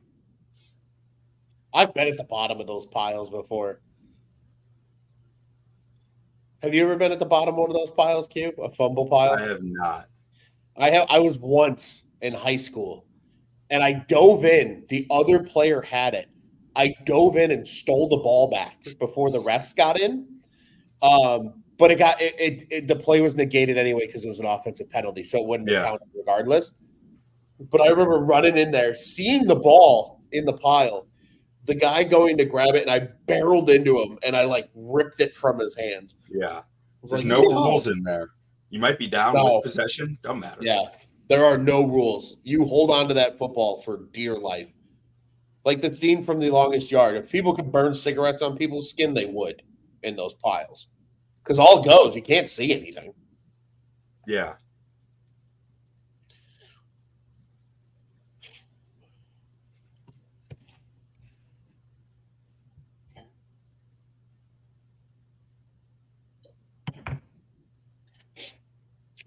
I forgot it's an election year. I'm just so over the friggin' political ads already. I mean, I have been all year. They've been going since what, like last year, probably at this time. Yeah. Brutal. I think I've seen more of Jennifer Gardner in these Capital One commercials than I have in any of her movies. Not Capital One. That's not in my wallet. Yeah. You guys should have kept Fields like Caleb Warner under Fields in the system. Yeah, but when you start playing that game, though, man, it's who's the guy, who's not the guy. Yeah. Yeah, I would love to learn something from Green Bay. Truly, I would, but the Bears don't learn, and I've gotten very comfortable with that notion. I always say, in order to do that, your quarterback needs to be above the Alex Smith line of like, this guy is a sure starter in this league. I'm just not sure Fields qualified as that. I'm still not. I agree. He's only starting right now, admittedly, for the Steelers because Russ is hurt. Yeah. So otherwise, they were very clear that it was Russ's job. Because what's even worse than that, than throwing him in week 1 after having a full camp, is throwing him in week 3 without any chemistry with the offense. Like, that's the only thing that gets tougher. That's what happened to Fields with Dalton. Yeah, that's what happened to Trubisky too. Yeah, with freaking Mike Glennon. Yeah. That's the thing. Like, and this is not a shot at Raul. I appreciate the hell out of the comment because it generates conversation. I think it's like, and this is sports in general. This is fans in general, not one singular person, but like the amount of hypocrisy that's in fan bases is rough because it's like we literally just sat here and watched that exact experiment not work twice, yet doing the exact same thing is the definition of insanity and expecting a different result. Yeah. Now, maybe I'm coping here. I thought that was a great throw from Caleb and a great play by the safety. I think that safety just made a hell of a play. I liked that throw a lot from Caleb. Yeah, I thought the same thing. I don't think that's a coping. I think that's just objective. Yeah. Because I nothing's going to help me cope at this point. So here they come. You know what? I'm fine with that. I love that. Oh, he's got the first. Yeah, Caleb. We love that. Yeah. Nice. That's fine.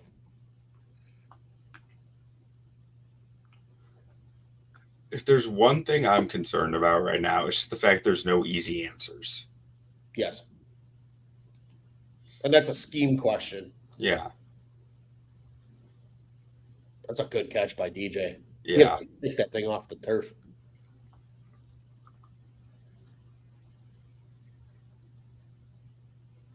And like, I can't help but feel like I'm back in the Matt Nagy era right now of like, there's just I feel like there's very few answers out here. Everything is very. Holy ball. He's in his head about underthrowing it. Yeah, he is. Because he launched that football. Yeah. Chris says at least the Panthers are 0-2 and the second round Yeah. pick will be at the top of the round. I mean, that is an asset. That is an It's asset. looking like it's definitely going to be 33 at this point. So, Or did you see Bryce Young after the game? no. What was it? It was, do you have any faith that this will turn around or something like that? He's like, all my faith in God. I don't know what the hell that means. That kid's broken, man. That kid is that is like Justin Fields had a quote last year after a game that was like similar to that, and it was just like, "Yep, that is ultimate like broken spirit." That's a good throw by Caleb with literally the pocket just swallowing him up. What's with his shoulder? I think he was just motioning something. It looked like he was holding his shoulder weird, like he got dislocated or something. No, his pad's sticking out. Yeah, on his shoulder. Well, I think he was like hitting his side, like motioning something to everyone, and it like he was his shoulder being held like that. Oh, he held on. There you go, Cole. Yeah, there's a flag too. Oh, we start to use Cole Kmet and we move the football? Shocking. Weird. Like, very important, very cutesy, very demure. Yeah, it should be. You hit him high. That's a clean hit. Yeah, that's the right call. That's a clean hit. Pull the flag up? Yeah, they picked the flag up. That's the right call. That's the right call. No, Scott, no targeting. There. He got him shoulder to shoulder. That's a clean hit. Yeah. That's a good discussion by the officials in not calling it, because that would have been the wrong idea. And guys have said they're like, I'd rather get hit in the chest. Hit me in the chest. Yeah. Don't hit me in the legs. Don't hit me in the head. Hit me in the chest. Nice catch by the coach on the sideline. Oh, is that grounding? That's got to be grounding. No, I think they're deeming that there was a receiver in the area.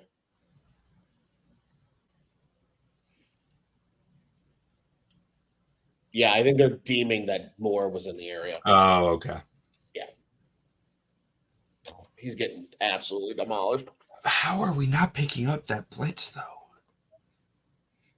You can't let the guy run free through the B gap. There's no school of offensive line that allows that. Yeah, well, I don't know what. You know what the bigger problem is? Why are our guys so slow to recognize everything? Like this wasn't something is very clearly not being called properly. Yeah. Or somebody, maybe it's Caleb. Maybe it's Caleb. It might be Caleb because he is responsible for calling the protection. Yeah, it could be on him. They did call grounding. Oh, yeah, they did. That man looks broken right now as he's listening to that play call. Go away, Terry McCauley. Oh, now we get a replay?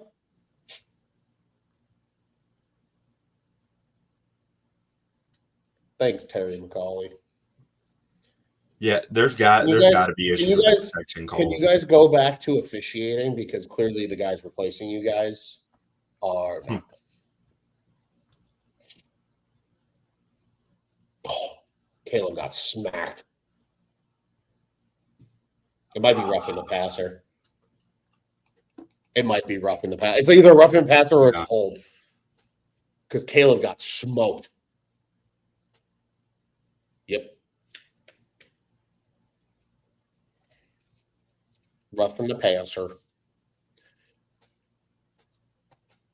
Mario Edwards, former Bears great. We've seen him do that many times. Yeah, because he launched at him. Yeah. Yeah, I was going to say, I saw Caleb's head get smoked.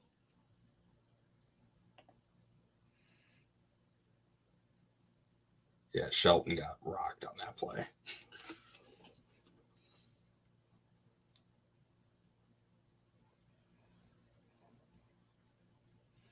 Yeah, because he's been laying on the turf all night.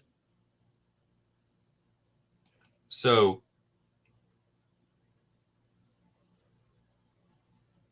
I do feel like there was a miscommunication there. Well, and Braxton just is getting abused by Will Anderson right now. Well, like you see, he was expecting something different on the route. Like he started to throw and then he pulled it back and then he was confused. But he was like, that's not where you're supposed to be in his mind. Who knows? But yeah. Travis Homer, very important piece of this offense. Bill Belichick for the Bears, Raul, I am praying that the Bears don't change coaches, that they don't have enough reason to change coaches, because history says that is really bad for a rookie QB to change coaches going into year 2. Like, I want consistency for him. I want them to figure this out. It's football. It's a game of figuring things out. Yeah. There's a long season to figure stuff out here. Figure it out. This coaching staff needs to find a way, because I don't want to change.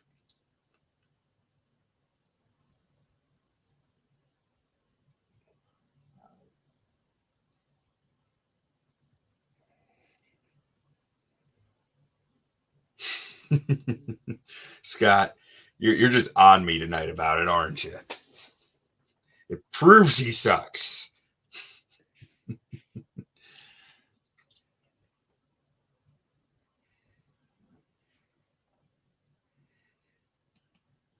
I do wonder if we're onto something with that. The protection calls are not right. Like they are messing up the calls, and that is what is leading to a lot of the issues. It would make sense for a rookie passer to be messing up the protection calls. Another 54-yard field goal. Oh, that's not for us. Sorry. It's not favorite. It's Santos. We'll take it, though. Points are points. Yeah. It's still a one-possession game. That's the craziest part of this whole thing, is it's a one-possession game. Well, and so what I was trying to say during that drive, and I kind of got distracted through it from actual football play, which makes sense. But I feel like Caleb is going through like the school of hard knocks right now. And I feel like there's going to be a breakout at some point from it, but it's not yet. You know, there's a lot of learning I'm seeing right here. And I think it will lead to good things, but it's not here yet. And, you know, obviously I hope it's next week or the week after, but it might be week 6, week 7, week 8, you know, it might even be after that. But I do think that that I'm seeing enough to work with that, like, okay, you can see the flash, his escapability and some of his arm talent stuff. He's not getting the ball to the right spots right now. But again, I keep going back to, in college, I never saw that issue. So I have a really hard time buying that that's an issue. Yeah.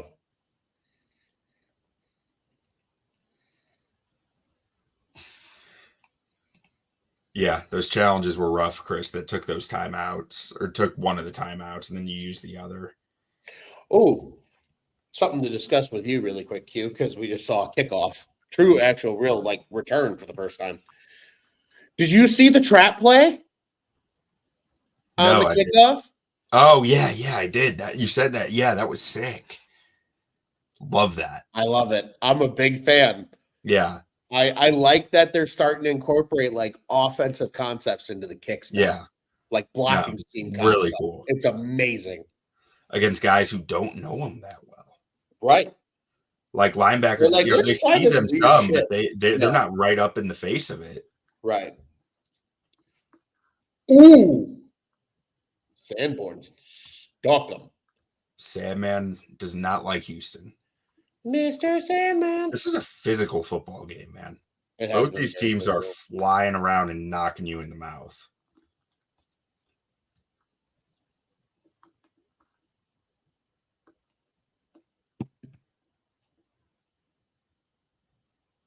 Time for a turnover. I agree with Scott. It would be nice, but they're going to just run the clock. Mm-hmm. Mr. Sandman. They got to run another play, though, before the warning.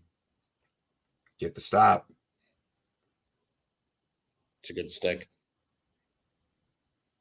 Man, I love Javon Dexter, man. He's always in on tackles. Like, he has his flaws, but like when I watched his tape at Florida, I wrote hits in big capital letters at the top of my note sheet because it was like, this is a hits football. He'd be like 30 yards downfield making a tackle. Like, it was just like, this guy runs the football constantly. He takes pursuit drill very seriously. Yeah. It's just a dog, man.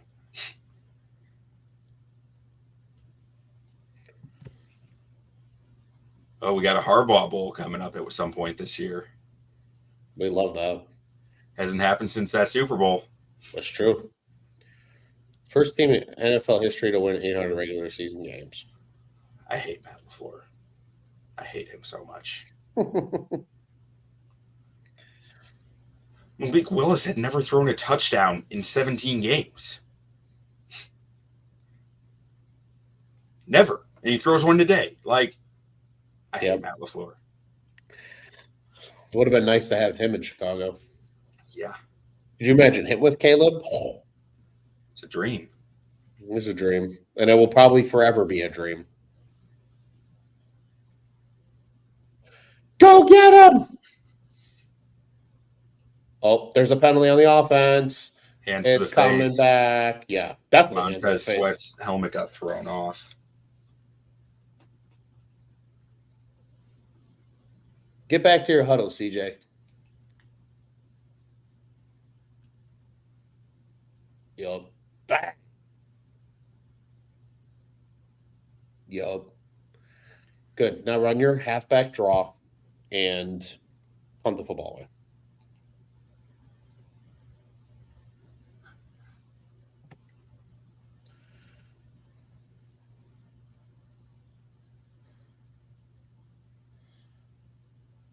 I'm nervous.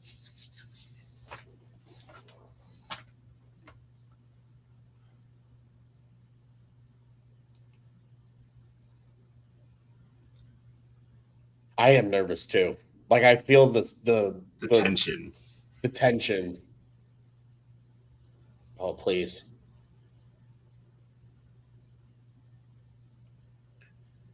All right. Time to punt it away. Do you take the timeout here? They just did. Yeah. Okay. What do you think, though? Do you take the timeout here or do you save it? They already took it. No, but like, what do you think the what I would do? Yeah. I'm fine with it. I'm fine with taking it. Caleb works well in the hurry up. Yeah. Yeah, no, I'm good with it too. I was just curious strategically, like, there's two different schools of thought there, you know? I think it's all situational though. Yeah. To me, like if it's just after the 2-minute warning, like it's the next play, then maybe I let it run and keep the timeout. Because it's only. I agree, Scott. Every DN needs to have a loose helmet. Facts. Yeah, until you actually get something really messed up. Yeah.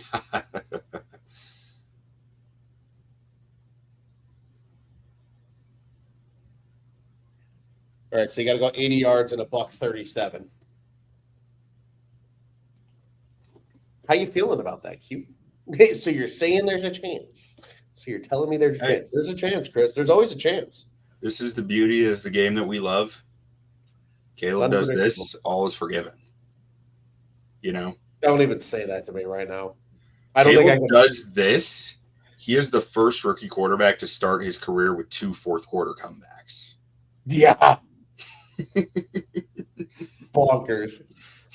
What a dumb world. He's probably the first one to start it with 1 fourth-quarter comeback, and he didn't even do it. I think he is. Hey. But because wins and losses are a quarterback stat, it's a comeback win. Yep.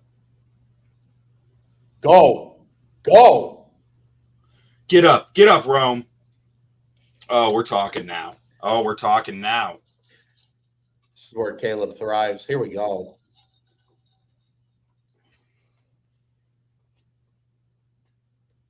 $53 yards.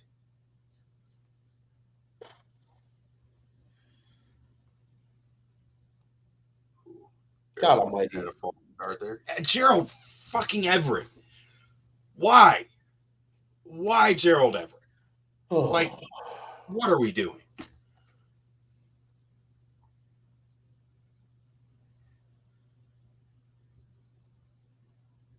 Get him off the field. He adds nothing. Yeah, he really doesn't.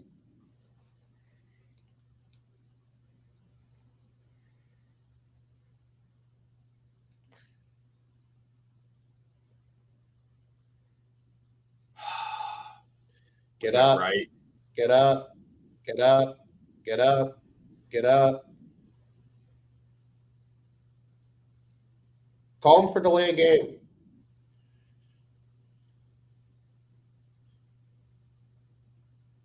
What is this, like 3rd and 20 now? 18? 3rd and 18, yeah. I mean, it's 4-down territory, so you can get 1, they get 10 and come back.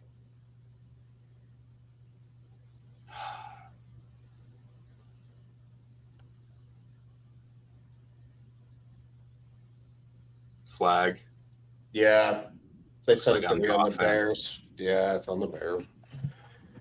Oh, close but no cigar.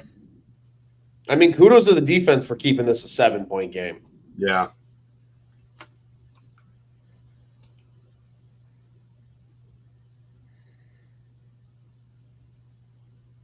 Fourth down. All right. Let's go for it. Legal formation. Like, it must have been that new thing that they're keeping an eye on. Being in line with the center as the tackle to be. I mean, that's always been a thing. They just, I think they're calling it more seriously now. Focusing more on it now. When they were saying that week 1, I was like, Braxton might get troublesome for that. And there it is. There it is. There's one.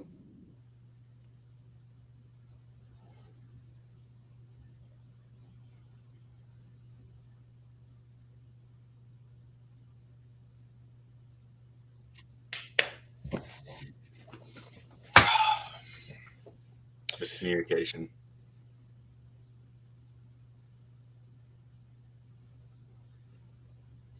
I'm also ready for the Bears to be done in prime time. Yeah. Because this team does not perform in prime time anymore. No. Well, and the fact of the matter is, like, they need to reach a level of success to succeed in prime time, I think. Like, a level of competency, and they're not there yet. No, they're not. I mean, are you really going to see a team that blitzes like that? But see, if I'm a defense coordinator next week, if I'm Indy, I'm blitzing every play. Yeah. You have the playbook on it. Like, just bring the noise. Yeah. So Jay says Bears O-line may be an issue. Yeah, I have questions for Chris Morgan as to what is happening out here. Like, this is a veteran O-line with guys who have been proven on other teams, guys who have been proven on the Bears, and they can't figure it out. There's something wrong here, whether that's who's calling the protections, whether that's these guys need to learn to communicate better. I'm not sure, but it should not look this bad. There's no reason for it to. Especially, it's got to be a lack of communication. And I think that's killing them. It's absolutely killing them. Yeah. Indy sucks. Easy win next week, according to Jay. Nothing's an easy win. No, not when this O-line's playing like this. Like, the talent's there. I firmly believe that. But they're not playing as one, as Scott said earlier. And then defense is good enough, though. They have more. Bears O-line has more issues than Sports Illustrated. It's a good one. I'm really interested to watch the All-22 on this O-line. Yeah, I think I'll be right there with you, my friend. Because I don't feel like they were getting beat as much as they were beating themselves. Yeah. Which comes back to scheme and coaching in my mind. Or the players just not executing. But I have a hard time believing that Tevin Jenkins in a contract year is just choosing to not execute or just like not putting the work in. I have a hard time that Braxton Jones in a year that, he's looking at potentially being replaced next year by a kid who just got drafted in the 3rd round is not putting the effort in. Darnell Wright looked awesome week 1. Like, Nate Davis is essentially a contract year for him. I just have a hard time believing that there's such a lack of work going on there So it's just, why isn't the work working? I agree. But Ron, what do you say we get out of here and get into our post-game show? Sounds good.